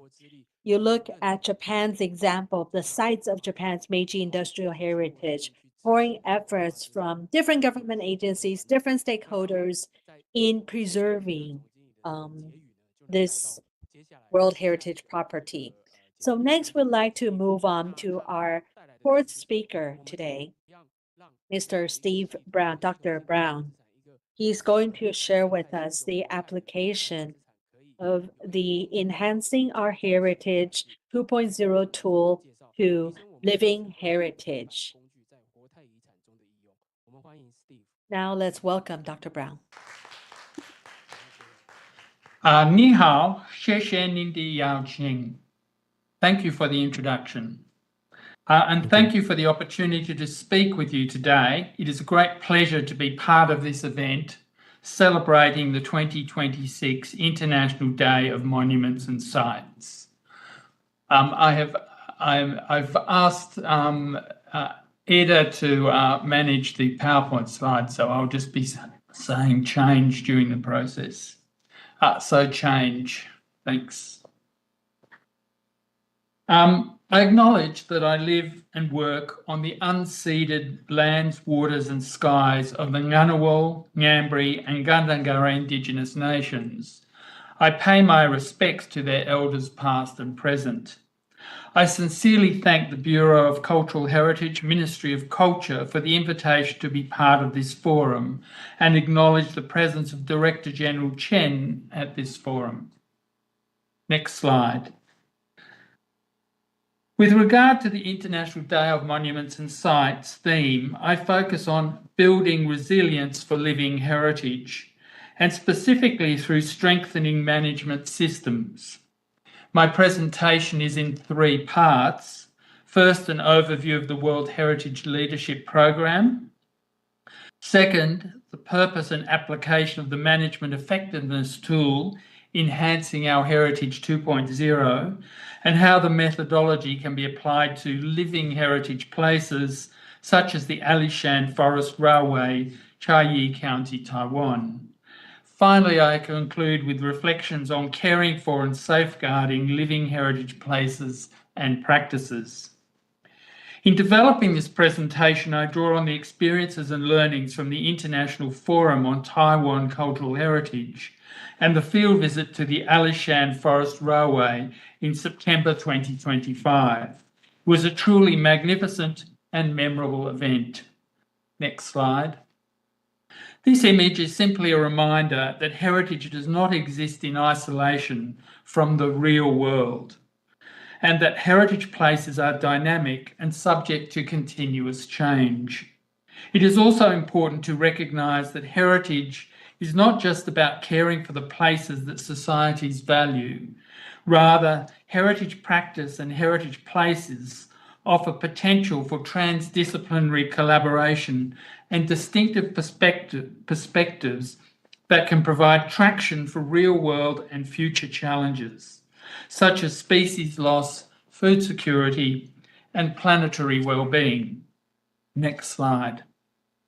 This diagram illustrates how caring for and safeguarding a heritage place requires a thorough understanding of why the place is important and to whom it is important, what factors are affecting its state of conservation, how decisions about the management of the place are made and who makes it, that's the governance part, what mechanisms and processes are in place to manage the place, and if all this is coming together in a way that is delivering the expected results, that is, if the values of the place are being maintained.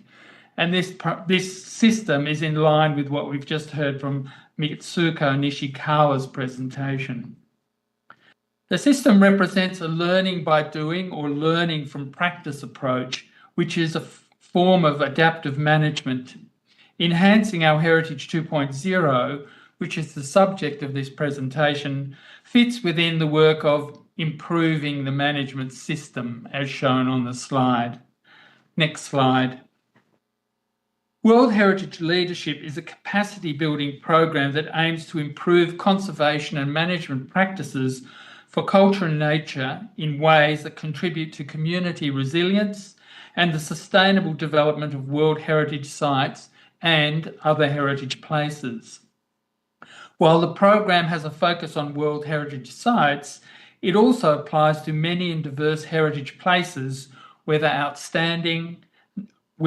outstanding national or local significance.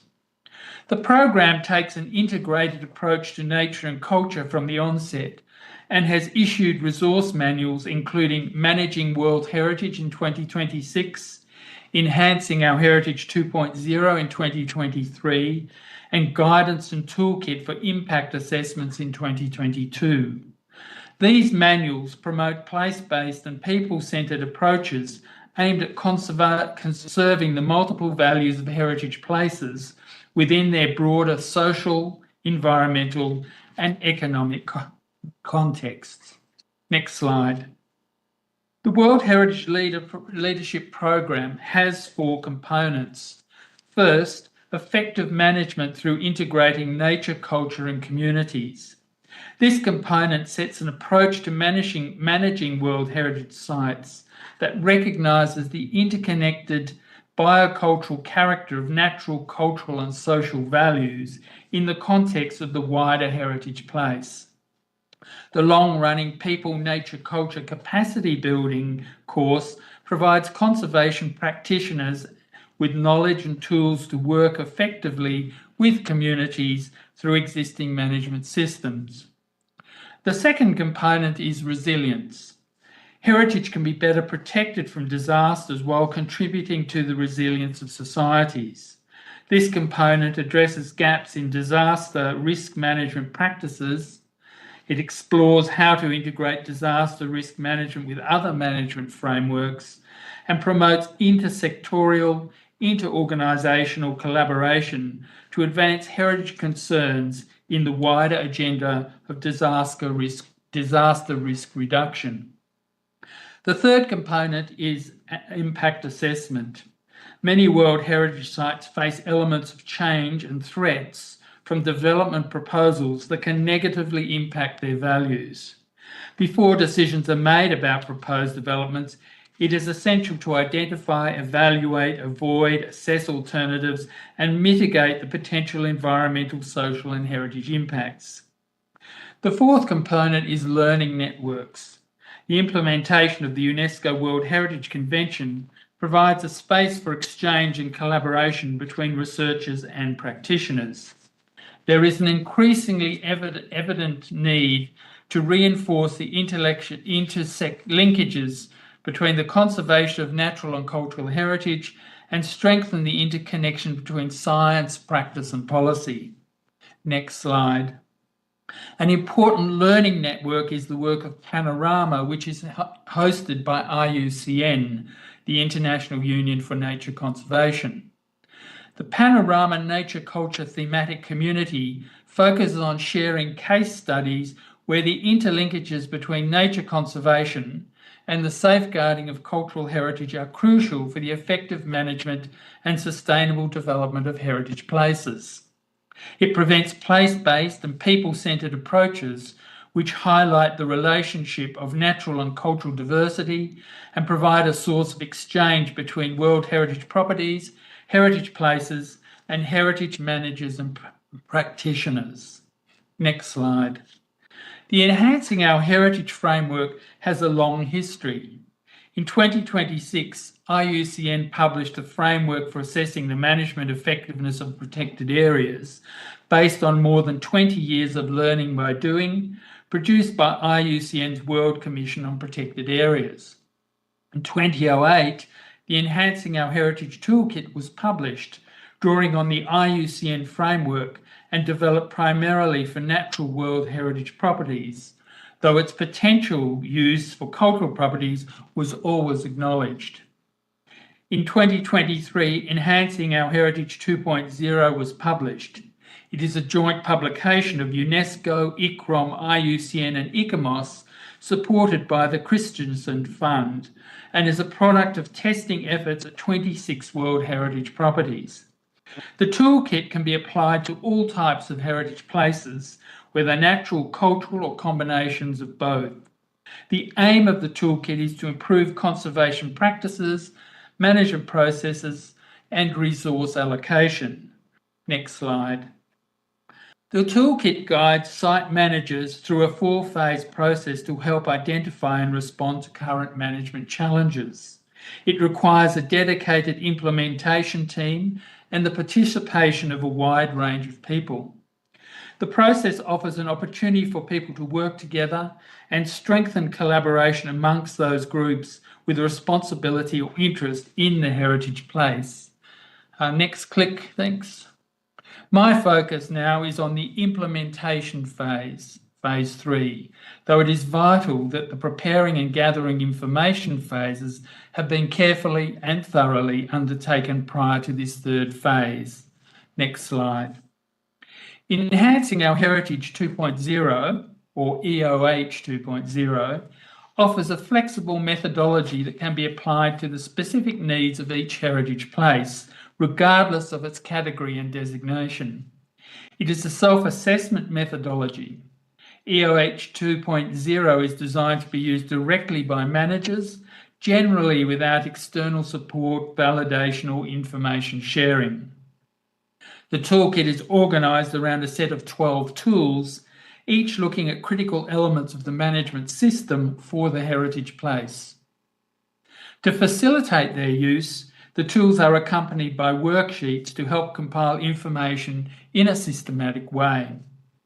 Each chapter on tools provides specific objectives for the tool, background information, notes on completing the relevant worksheet, and reflection questions. Next slide. Management effectiveness assessments are most useful if repeated at regular intervals to monitor change and help identify progress and improvements. And we've heard in previous presentations the idea of continuous monitoring and continuous management. A 5-year interval is generally considered adequate for this. In addition, some of the tools can be used separately and as frequently as needed. Next slide. Tool 1 assesses the understanding of the values and attributes of the World Heritage Property or other heritage place and whether existing management objectives are appropriate to guide the management system. It is important to understand the way in which terms are used. In the EOH 2.0 manual, a glossary defining the terms is provided, and I've listed some here. So values refers to the heritage values are the reasons why a heritage place is considered important to be protected for present and future generations. Attributes are the elements of a heritage place that convey its heritage values and enable an understanding of those values. A management system is defined as the combination of institutional structures, instruments, and processes which together ensure the effective protection of a management place for present and future generations. Management objectives refer to the primary aims that will guide the management system of a heritage place to ensure that its values are maintained, forming the basis of management strategies, plans, policies, and actions. And management outcomes are the intended and unintended medium and long-term effects and achievements of the implementation of management measures, interventions, activities or actions, and the outputs derived from them. Next slide. Worksheet 1A provides columns for the listing of values, attributes, and sources of information. The rows provide cells in which to list outstanding universal value, national values, and local values. The last 3 rows enable users to summarise their analysis and conclusions, identify gaps and challenges, as well as opportunities, recommendations, and follow-up actions. Here is an example which I have made up. It quotes from the Statement of Outstanding Universal Value prepared for the Alishan Forest Railway tentative list. Next, please. The statement in the tentative list says, the Alishan Forest Railway and Cultural Landscape represents a unique composite cultural landscape whose significance lies not only in its rich forest resources, diverse flora and fauna, and distinctive mountainous terrain, but also in the embodiment of human ingenuity, industrial development, and deep interconnections with the culture of Indigenous Sao people. In this quote, I have highlighted the value statements in a bold red-brown and the attributes in purple. Next. The tentative list identifies what might be considered nationally important attributes. That is, the network of railways fostered the development of settlements and buildings along its route. Next. Finally, the tentative list identifies what might be considered locally significant values and the attributes that underpin those values. So the tourist railway fosters connections with local communities and co-creates a sustainable collective memory. Next. The gaps and challenges row, in it, I suggest that an issue might be that the knowledge of local values may be incomplete. And I note again that I've made up this example. It may or may not be true. It's simply an example of using this toolkit. Next slide, thanks. Worksheet 1B is concerned with the assessment of management objectives. Maintaining the important values of the heritage place should be the primary concern for management, and this should be reflected in clear management objectives. Each value and the key attributes associated with it should normally have one or more associated objectives. However, management is also about other aims, such as the need to ensure the function of heritage in the life of local communities, its presentation to visitors, or its contribution to sustainable development. Such aims should also be reflected in the management objectives for the property. Here is an example, which again I've made up. Next. A management objective might be to preserve traditional skills associated with the railway. Next. The value might be a rare surviving example of an early 20th forestry railway. Next, attributes might include the rail track and associated infrastructures, locomotives and carriages, knowledge of tools and their use. Next, and a follow-up action might be to develop and implement long-term strategy for trades, training and employment. Again, just an example, not necessarily true for the place. Next slide. I move now to consider tool 2, which concerns factors affecting the property.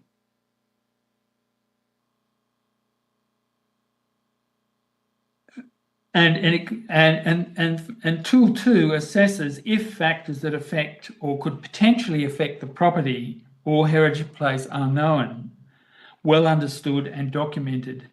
It also analyses the adequateness of management measures for the identified factors.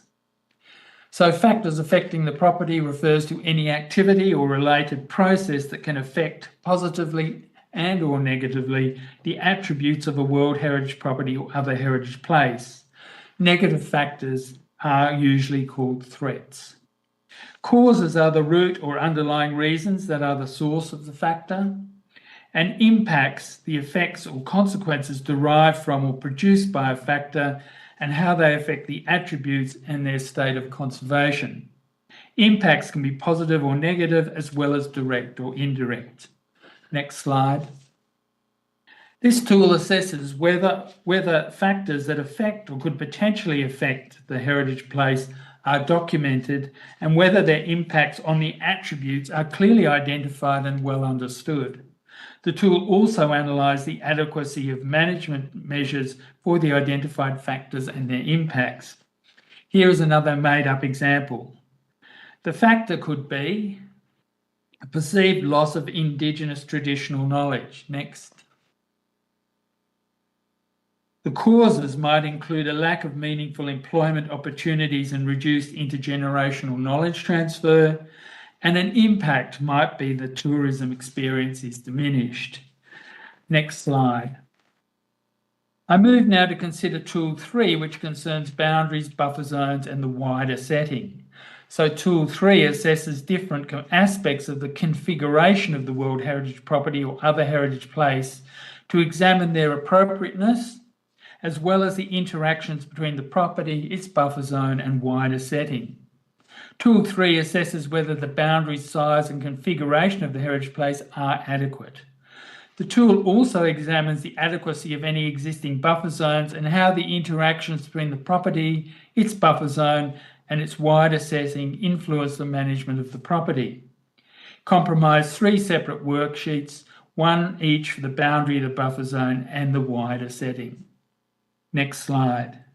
Although I do not have a copy of the map showing the official boundary designations of the Alishan Forest Railway, it can be asked, first, how have the property boundary, the buffer zone and the wider setting been recognised in a spatial sense? Are these zones accurately mapped and the reasons for the boundaries clearly justified?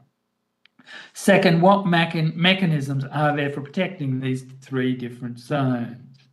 I now want to turn to the final part of this presentation in which I make 4 observations. Next slide. The first reflection is that EOH 2.0 is applicable to all living heritage places. I argue that all heritage places are living heritage. Living heritage is heritage that is continuously transformed, interpreted, shaped, and transmitted from generation to generation.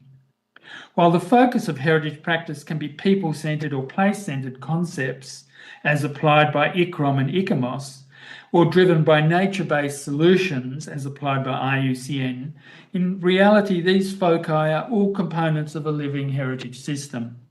That is, living heritage establishes profound interconnections across people, nature, and culture. Next, and next. To my way of thinking, living refers to humans, to more than humans, for example, spirits and deities, as well as plants and animals. Living heritage can also be applied to landscapes, that is, lands, waters, and skies, and to objects such as railway tracks and locomotives, which are lively in the sense that objects change through time, for example, through processes of wear and tear, maintenance, restoration, and replacement. Given the propensity of living heritage to change, the need to regularly assess management effectiveness is essential to adapt to changing circumstances.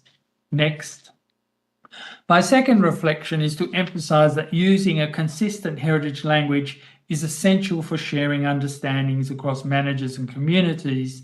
In this regard, World Heritage terminology is useful because of its universality. In practice, particular, it is vital that terms such as value, attribute, and significance are shared by all involved with heritage safeguarding. And I have to acknowledge that these definitions are clearly in English, and there may be different nuances when they're translated into other languages. Next slide. My third reflection revolves around the need for flexibility in management process and the application of EOH 2.0. Flexibility refers to the ability to change to suit new conditions or situations. Different heritage places will require different approaches depending on the type of heritage, the resources available for management, and the different communities associated with the heritage place. Therefore, it can be useful to use all or parts of EOH 2.0 toolkit and to adapt each tool to local circumstances.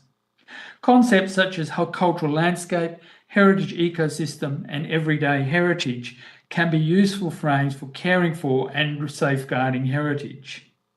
Next slide. My final point concerns the role of heritage in contributing to global crises such as climate change, species loss, pollution, food security, and peace building. In this regard, heritage is not just about caring for the places that societies value. Rather, heritage offers potential for transdisciplinary collaboration and provides distinctive perspectives that can provide traction for real-world current and future impact.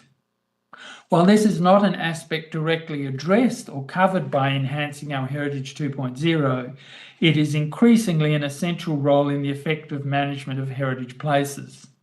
That is, in what ways does the heritage place contribute to enabling and maintaining civil societies and providing solutions, no matter how small, to addressing global challenges and local community concerns? Next slide. Which contains, the next slide contains references used, and the next slide. Thank you for listening to me, and I look forward to the panel discussion. 谢谢。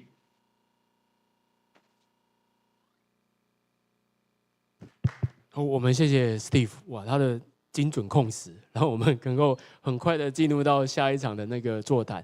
那在这个团队准备后面的那个我们待会讨论的过程中呢， While we get ready for our group discussion, our panel discussion, we would also like to introduce to you our commentator today, Ms. Omar Mio.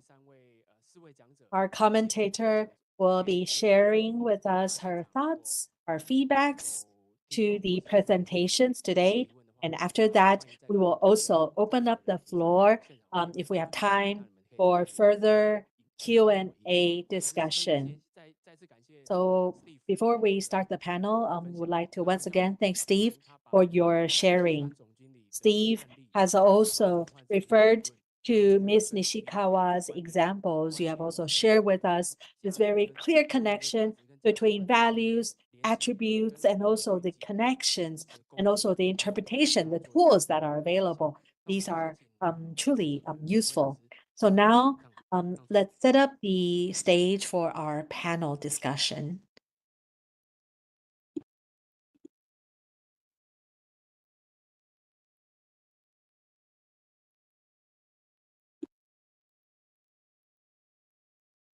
So here we are ready, and we will hand the mic over to our commentator, Ms. Omar Mio. Okay, thank you very, very much. First of all, I'd like to thank to the Culture Bureau of Taiwan and the organized street will be involved in this very important conference. And also thank you for the presenters for your very presentations, and we learn a lot for your shared knowledge. So first of all, also I will not take much time. Let me share my experience as well. The first presenter in this presenter today agenda, Mr. Professor Shen from NTU, talk about the water management, mission water management in Taiwan. Of course, like this Taipei area, everyone is on the island. We have a lot of water problems, which is good, and which is some might be bad and some might be good in fact to the people. So it's very interesting that this act of the water management during the Japanese colonial period, using the kind of dams, building the dams, or these these to protect the flats and the river navigation and that boat. So when I was listening to your presentation and I was thinking about this might be the kind of not the industrial heritage, and then it can also share the Japanese heritage. It had a shared heritage to be inside if you want to be in the World Heritage one day. So this from the presentation, I can also I learned about. Can you hear me, or if there's any problems? Okay.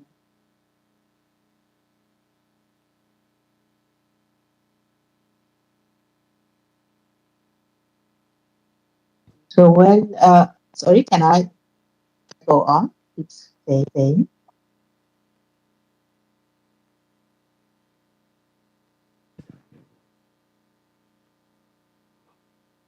Omar, can you hear me?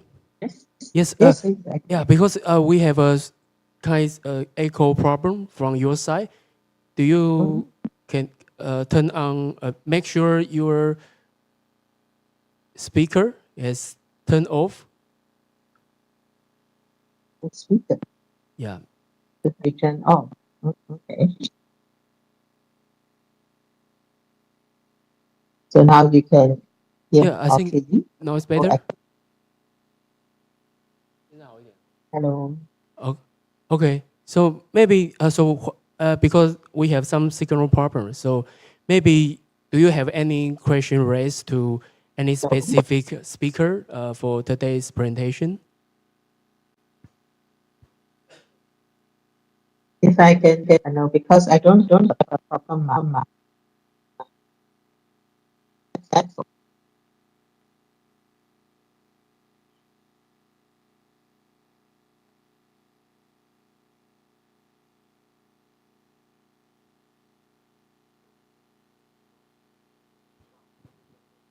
Everything is okay now.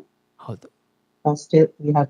好的，那是不是看说我们先把时间给现场的听众，就是因为其实我有一些问题想问今天的讲者。那当然，如果不知道对于今天的，无论是在线上的Steve 或是这个西川总经理，那还是在现场的朱老师。Floor for questions. Whether you have any questions for our two local speakers or for our Australian or Japanese speakers, please feel free to raise them. Your question does not necessarily have to be a question. It could be a comment. Any feedback is welcome. Please go ahead. Please speak into the microphone. Hi. I am from the Taichung City Councilman's office. I am a civil servant. We just had a disaster prevention meeting at the city council.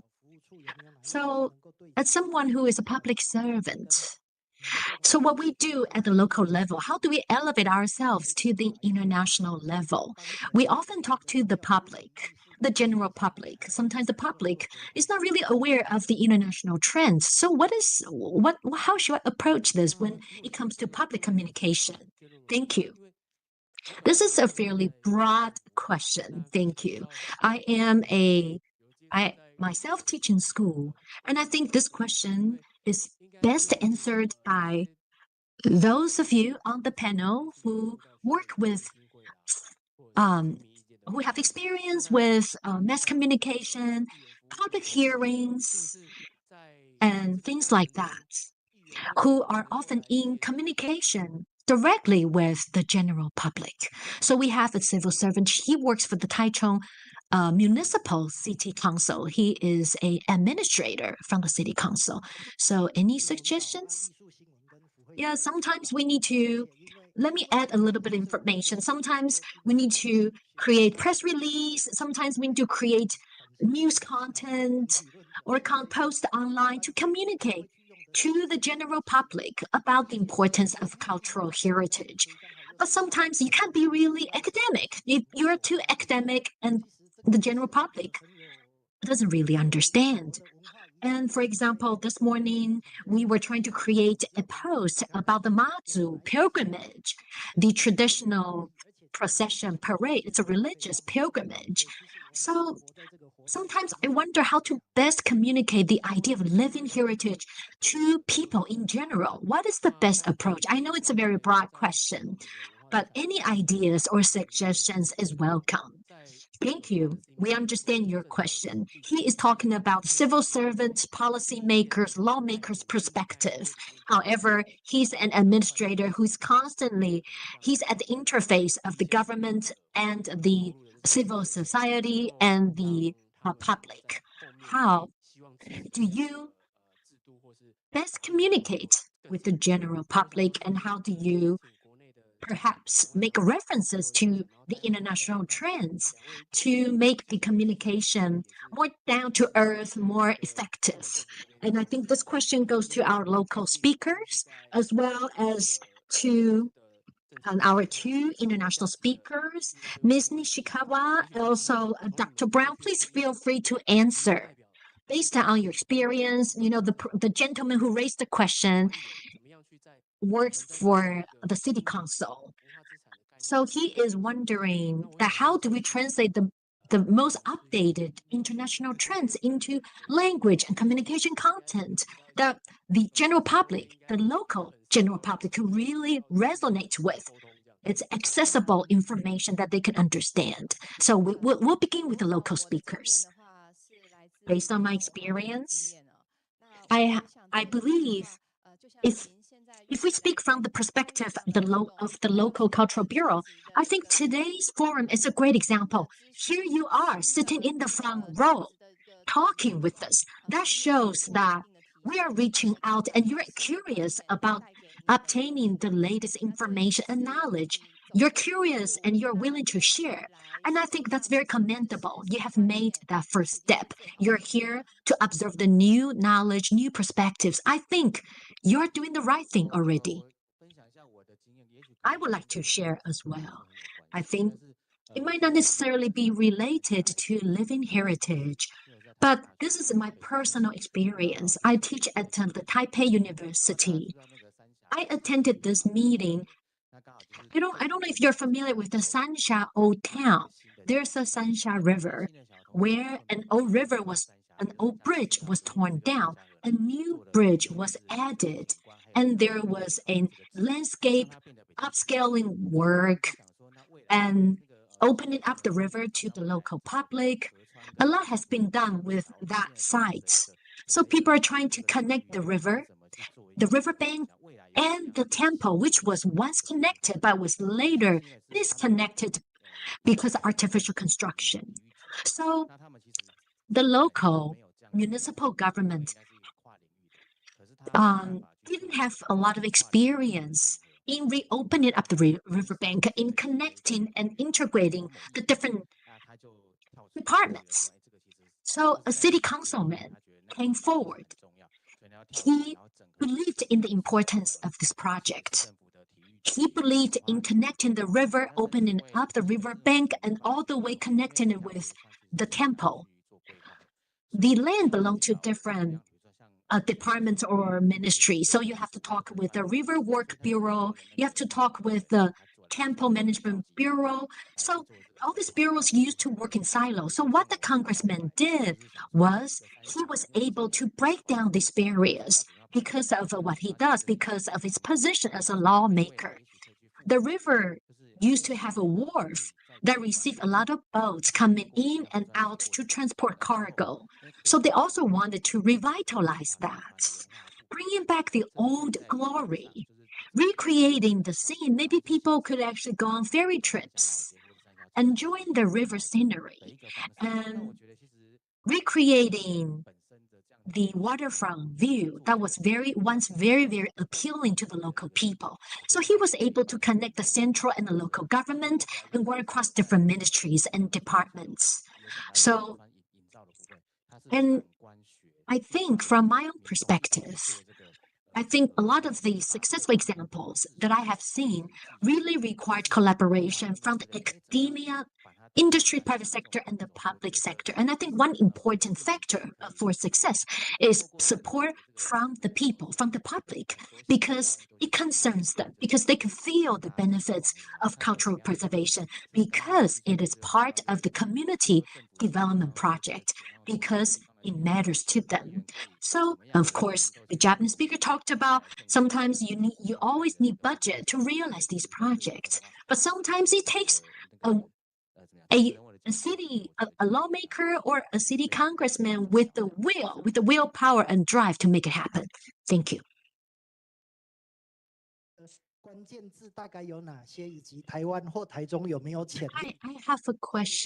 I have a question. What about Taichung City? What do you think? I'm from the Department of Politics of the Tonghai University. We often work with the local communities in identifying potential sites for conservation. I know it's a much smaller scale question. Maybe we will focus on maybe like larger scale questions. I would like to ask our speakers online to also respond. So the gentleman from the Taichung City Council asked the question of how to best connect the projects with the general public. What about the Australian or Japanese experience? Maybe we'll start with our speaker, Ms. Nishikawa. Yes, thank you very much. By the way, you hear me? Okay. Yes. So this is a good, actually a good question. And we're always challenging how to connect the heritage value to general public, because in our case, the issue we are talking about happened 100 years ago, right? So how we are going to make a story connecting to modern life? This is the start we're always talking about. The development is what your parents are doing. For example, it all depends how you're going to tell a story. So interpretation can connect the heritage structure and the general public. If they don't feel close to or no physical relation to the structure, they don't feel anything, like personal, or they don't nurture the kind of affection to the structure. But in the end, I always accept students, younger generations.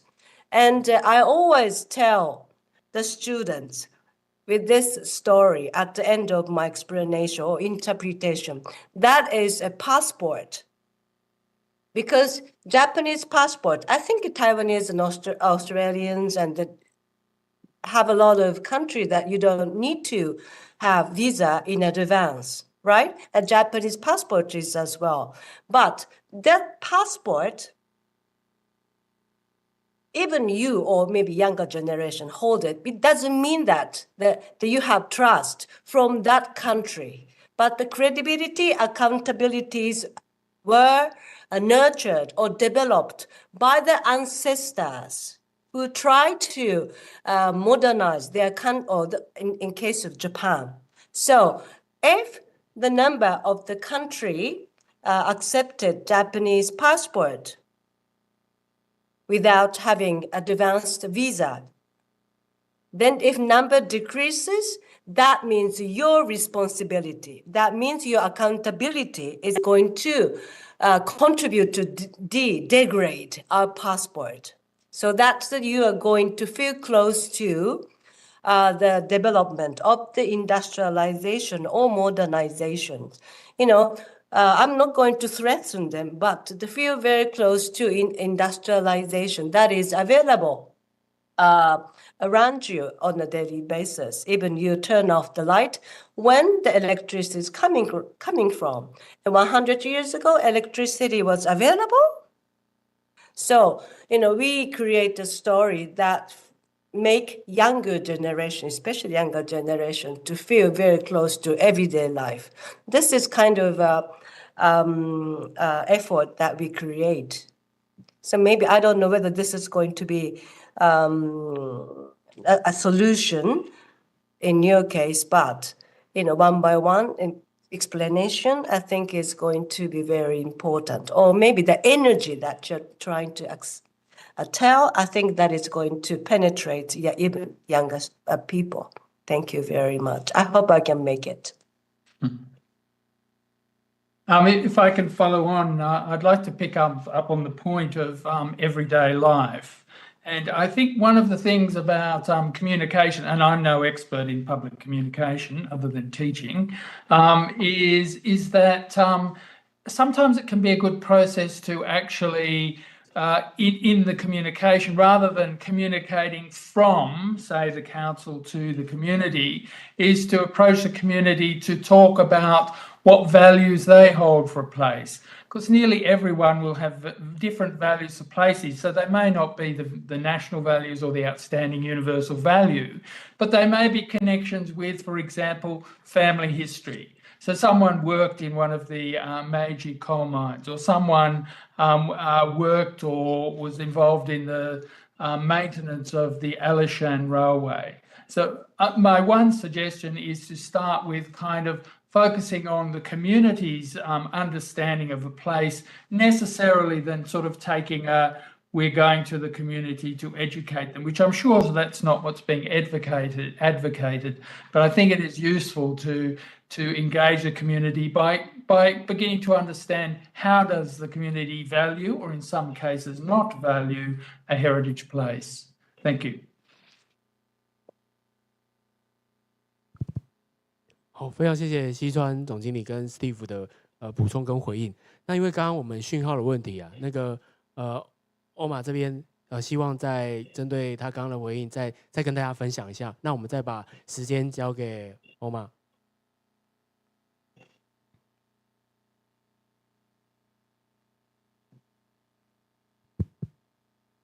microphone。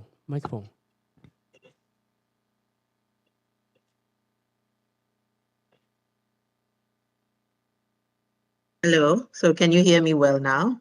Okay, thank you. Thank you for being patient with me. So yeah, so I'm also like following the Mitsuko and Steve talking about this living heritage as the everyday heritage. So because let me share my experience that in last year in 2025, March 28th, we had a big earthquake, 7.7 Richter scale earthquake in the central of Myanmar, Mandalay, which is the hub of the arts and crafts, because Mandalay was the last capital of the Burmese kings.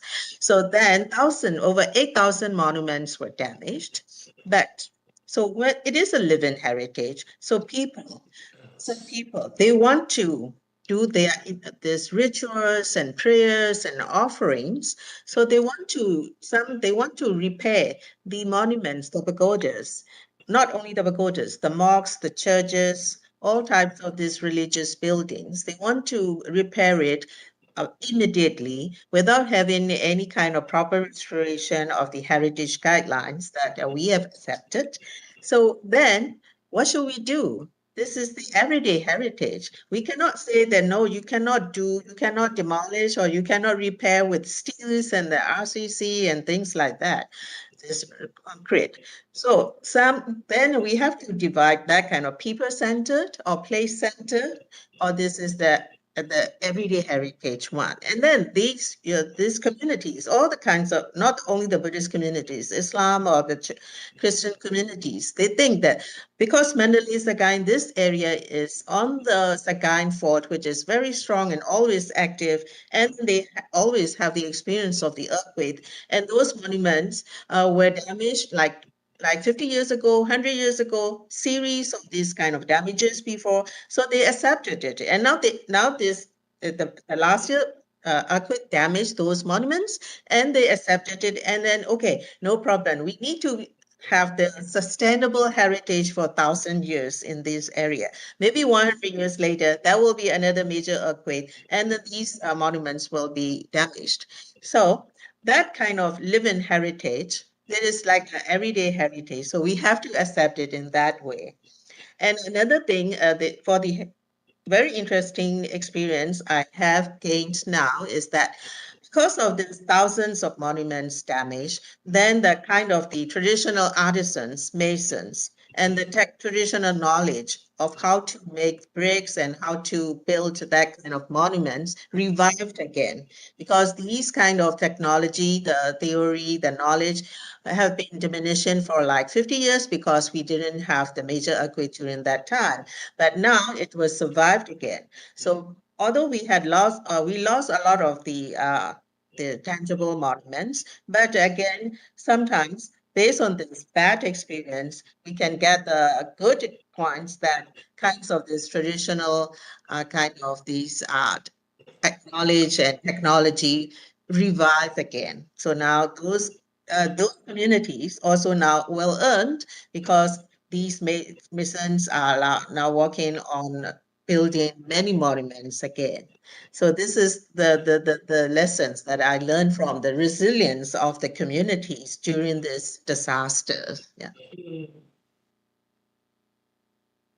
So all for the presenters, all the presentations. So what I've noted is that we are facing this kind of the younger generations to get the values of those heritage areas. Like for Japan, like Mizuko-san explained about it.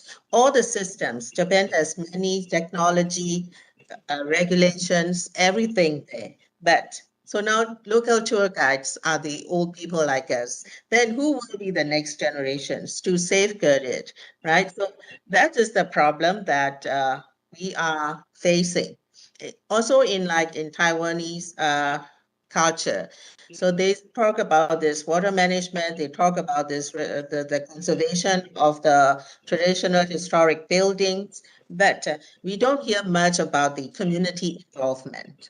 So this is very important to have the communities to understand about the values of these monuments. This is not for the government to decide that, oh, this is the heritage that we have to preserve. So we have to revive these kind of everyday kind of activities involved relating with these kind of the heritage so that the younger generations also They know how to live during with the heritage. Oh, because sometimes now the younger generations, they always think that, okay, these heritage, the old things are for the old people, not about us, not about technology.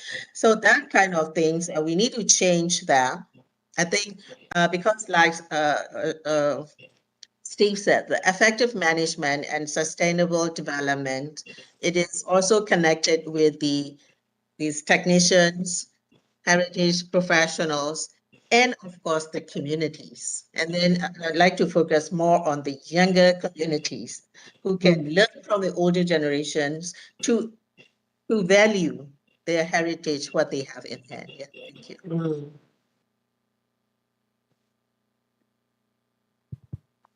好，我们谢谢那个欧玛的补充。那其实我想说，总结刚刚包含这几位老师回应您的问题，我其实不用特别去设限说你是因为比如说市民的议员的代表什么，就是一个很重要的观念，就是大家都是一样在为这件事情做。那如果我们有这样的活动，有这样的讯息，你作为服务处的成员，你可以做什么？你就是可以大胆的去做，并不会说因为你的身份是服务处的你需要特别多做什么，或是有哪些你不能做。那 Of course, certain differentiation needs to be made, but the bottom line might be the same. We work as part of the community. The government plays its role. And the city councilmen, they also play a very important role. They need to supervise and monitor what the government is doing. They also need to listen to the public and know what the public really wants to do with the cultural heritage. And we each have our own roles to play, but we have a common role to play, which is we are all part of this large group that is tasked with passing down the torch of the cultural heritage. I know there's the gentleman in the red shirt, I believe he would like to raise a question. Hi, my name is Yang. Yao Yang. I have a question for Professor Chen. You talked about water prevention, water and flood prevention, and water resource management in the old town of Taipei. People today often talk about opening up the river, living close to the river, coexist with the river.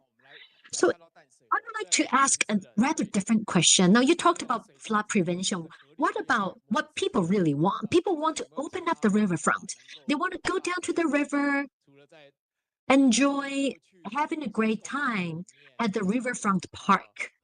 So based on your research, and based on your understanding of the old flood management and control method, does it lend itself toward opening up the river so people could enjoy and coexist with the river, and people could live closer to the river instead of having to fight the flood, having to coexist with the levees? Professor Jen? Thank you for your question. There are a lot of high wall levees encircling the city of Taipei, dividing the city into many different parts. But if you look at it from the historical perspective, these high wall levees are in fact part of people's living experience. They have come into their current existence, not overnight, but over centuries. They have coexisted with the residents of Taipei. And in fact, during the colonial period, during the Japanese occupation, they created a lot of the gates in these levees where people could go through and go to the other side of the levees. Within the levees, there's hustle bustling, all sorts of business, daily activities happening.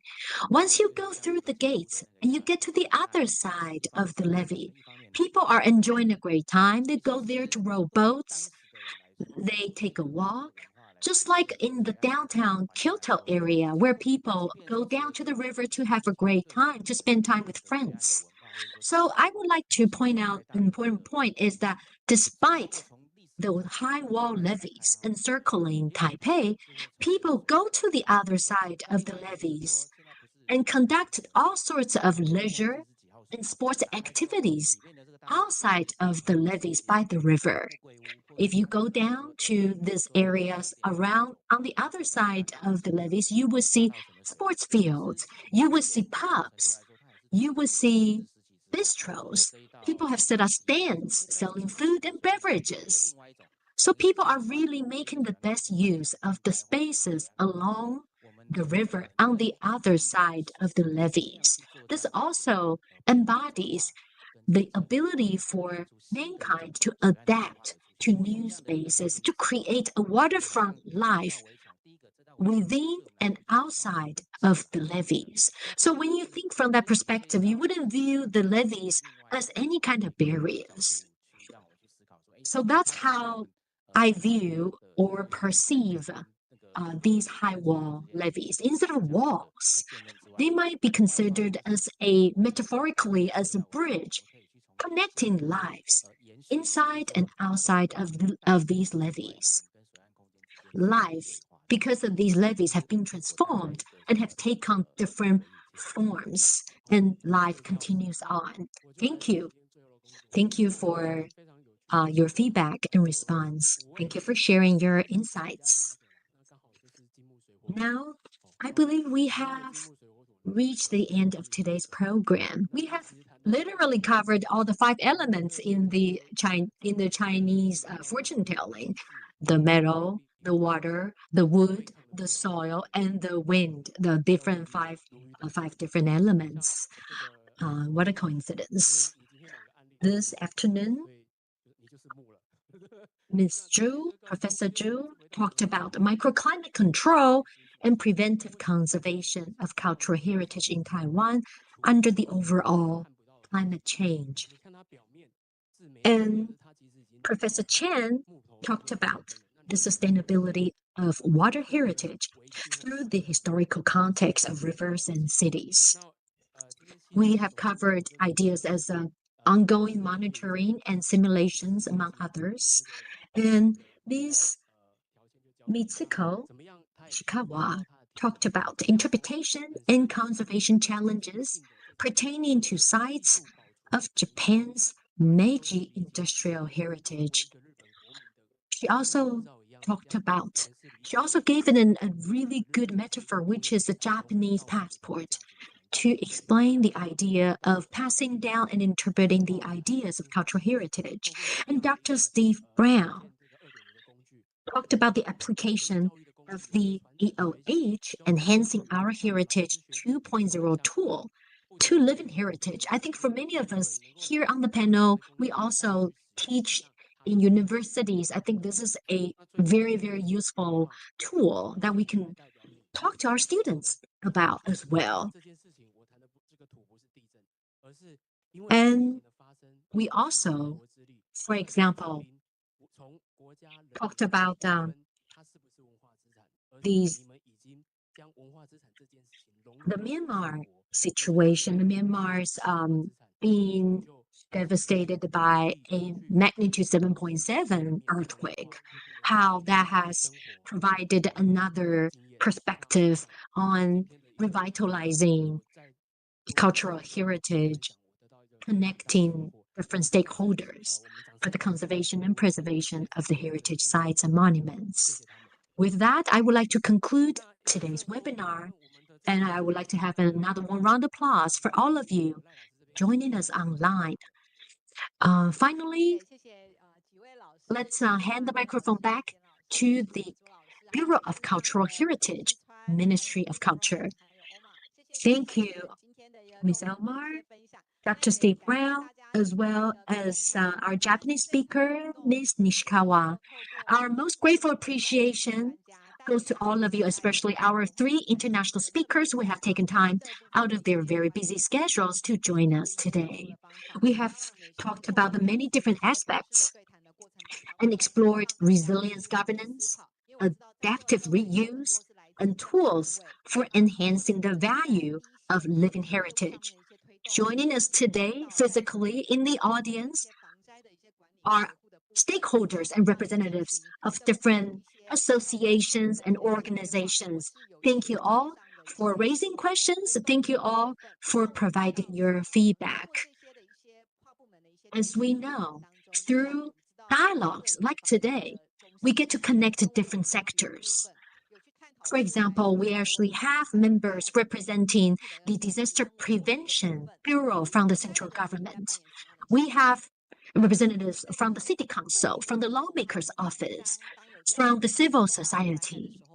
To conserve and sustainably manage cultural heritage, it requires a conversation like the one we are having today. We understand coming from different organizations, coming from different backgrounds, you have different concerns and focuses.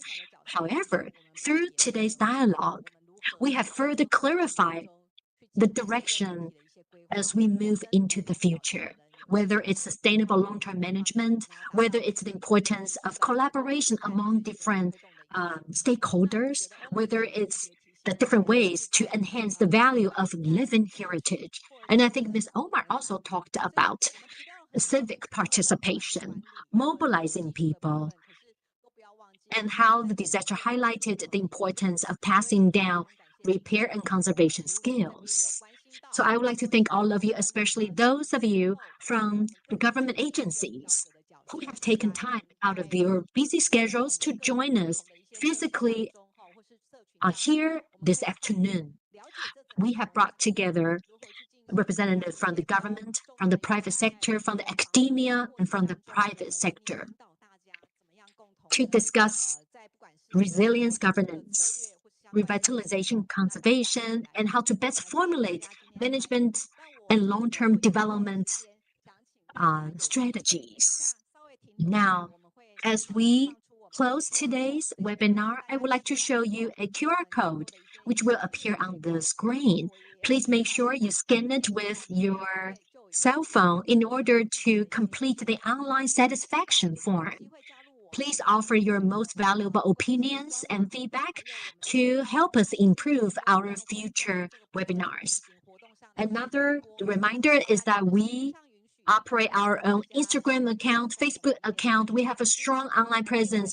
Make sure you hit like and follow us and stay updated on the latest news regarding cultural heritage, not just in Taiwan, not just in your local community, but also the latest news from around the world. Let's work hand in hand to enhance the sustainability and resilience of cultural heritage around the world.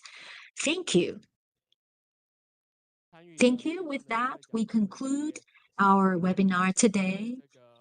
So Dr. Steve Brown and Ms. Mitsuko Nishikawa, as well as Ms. Omar Mill, thank you once again for your participation and contribution to today's webinar. We hope you have a great day. Thank you. Thank you. Thank you. By the way, Stevenson, Mr. Brown,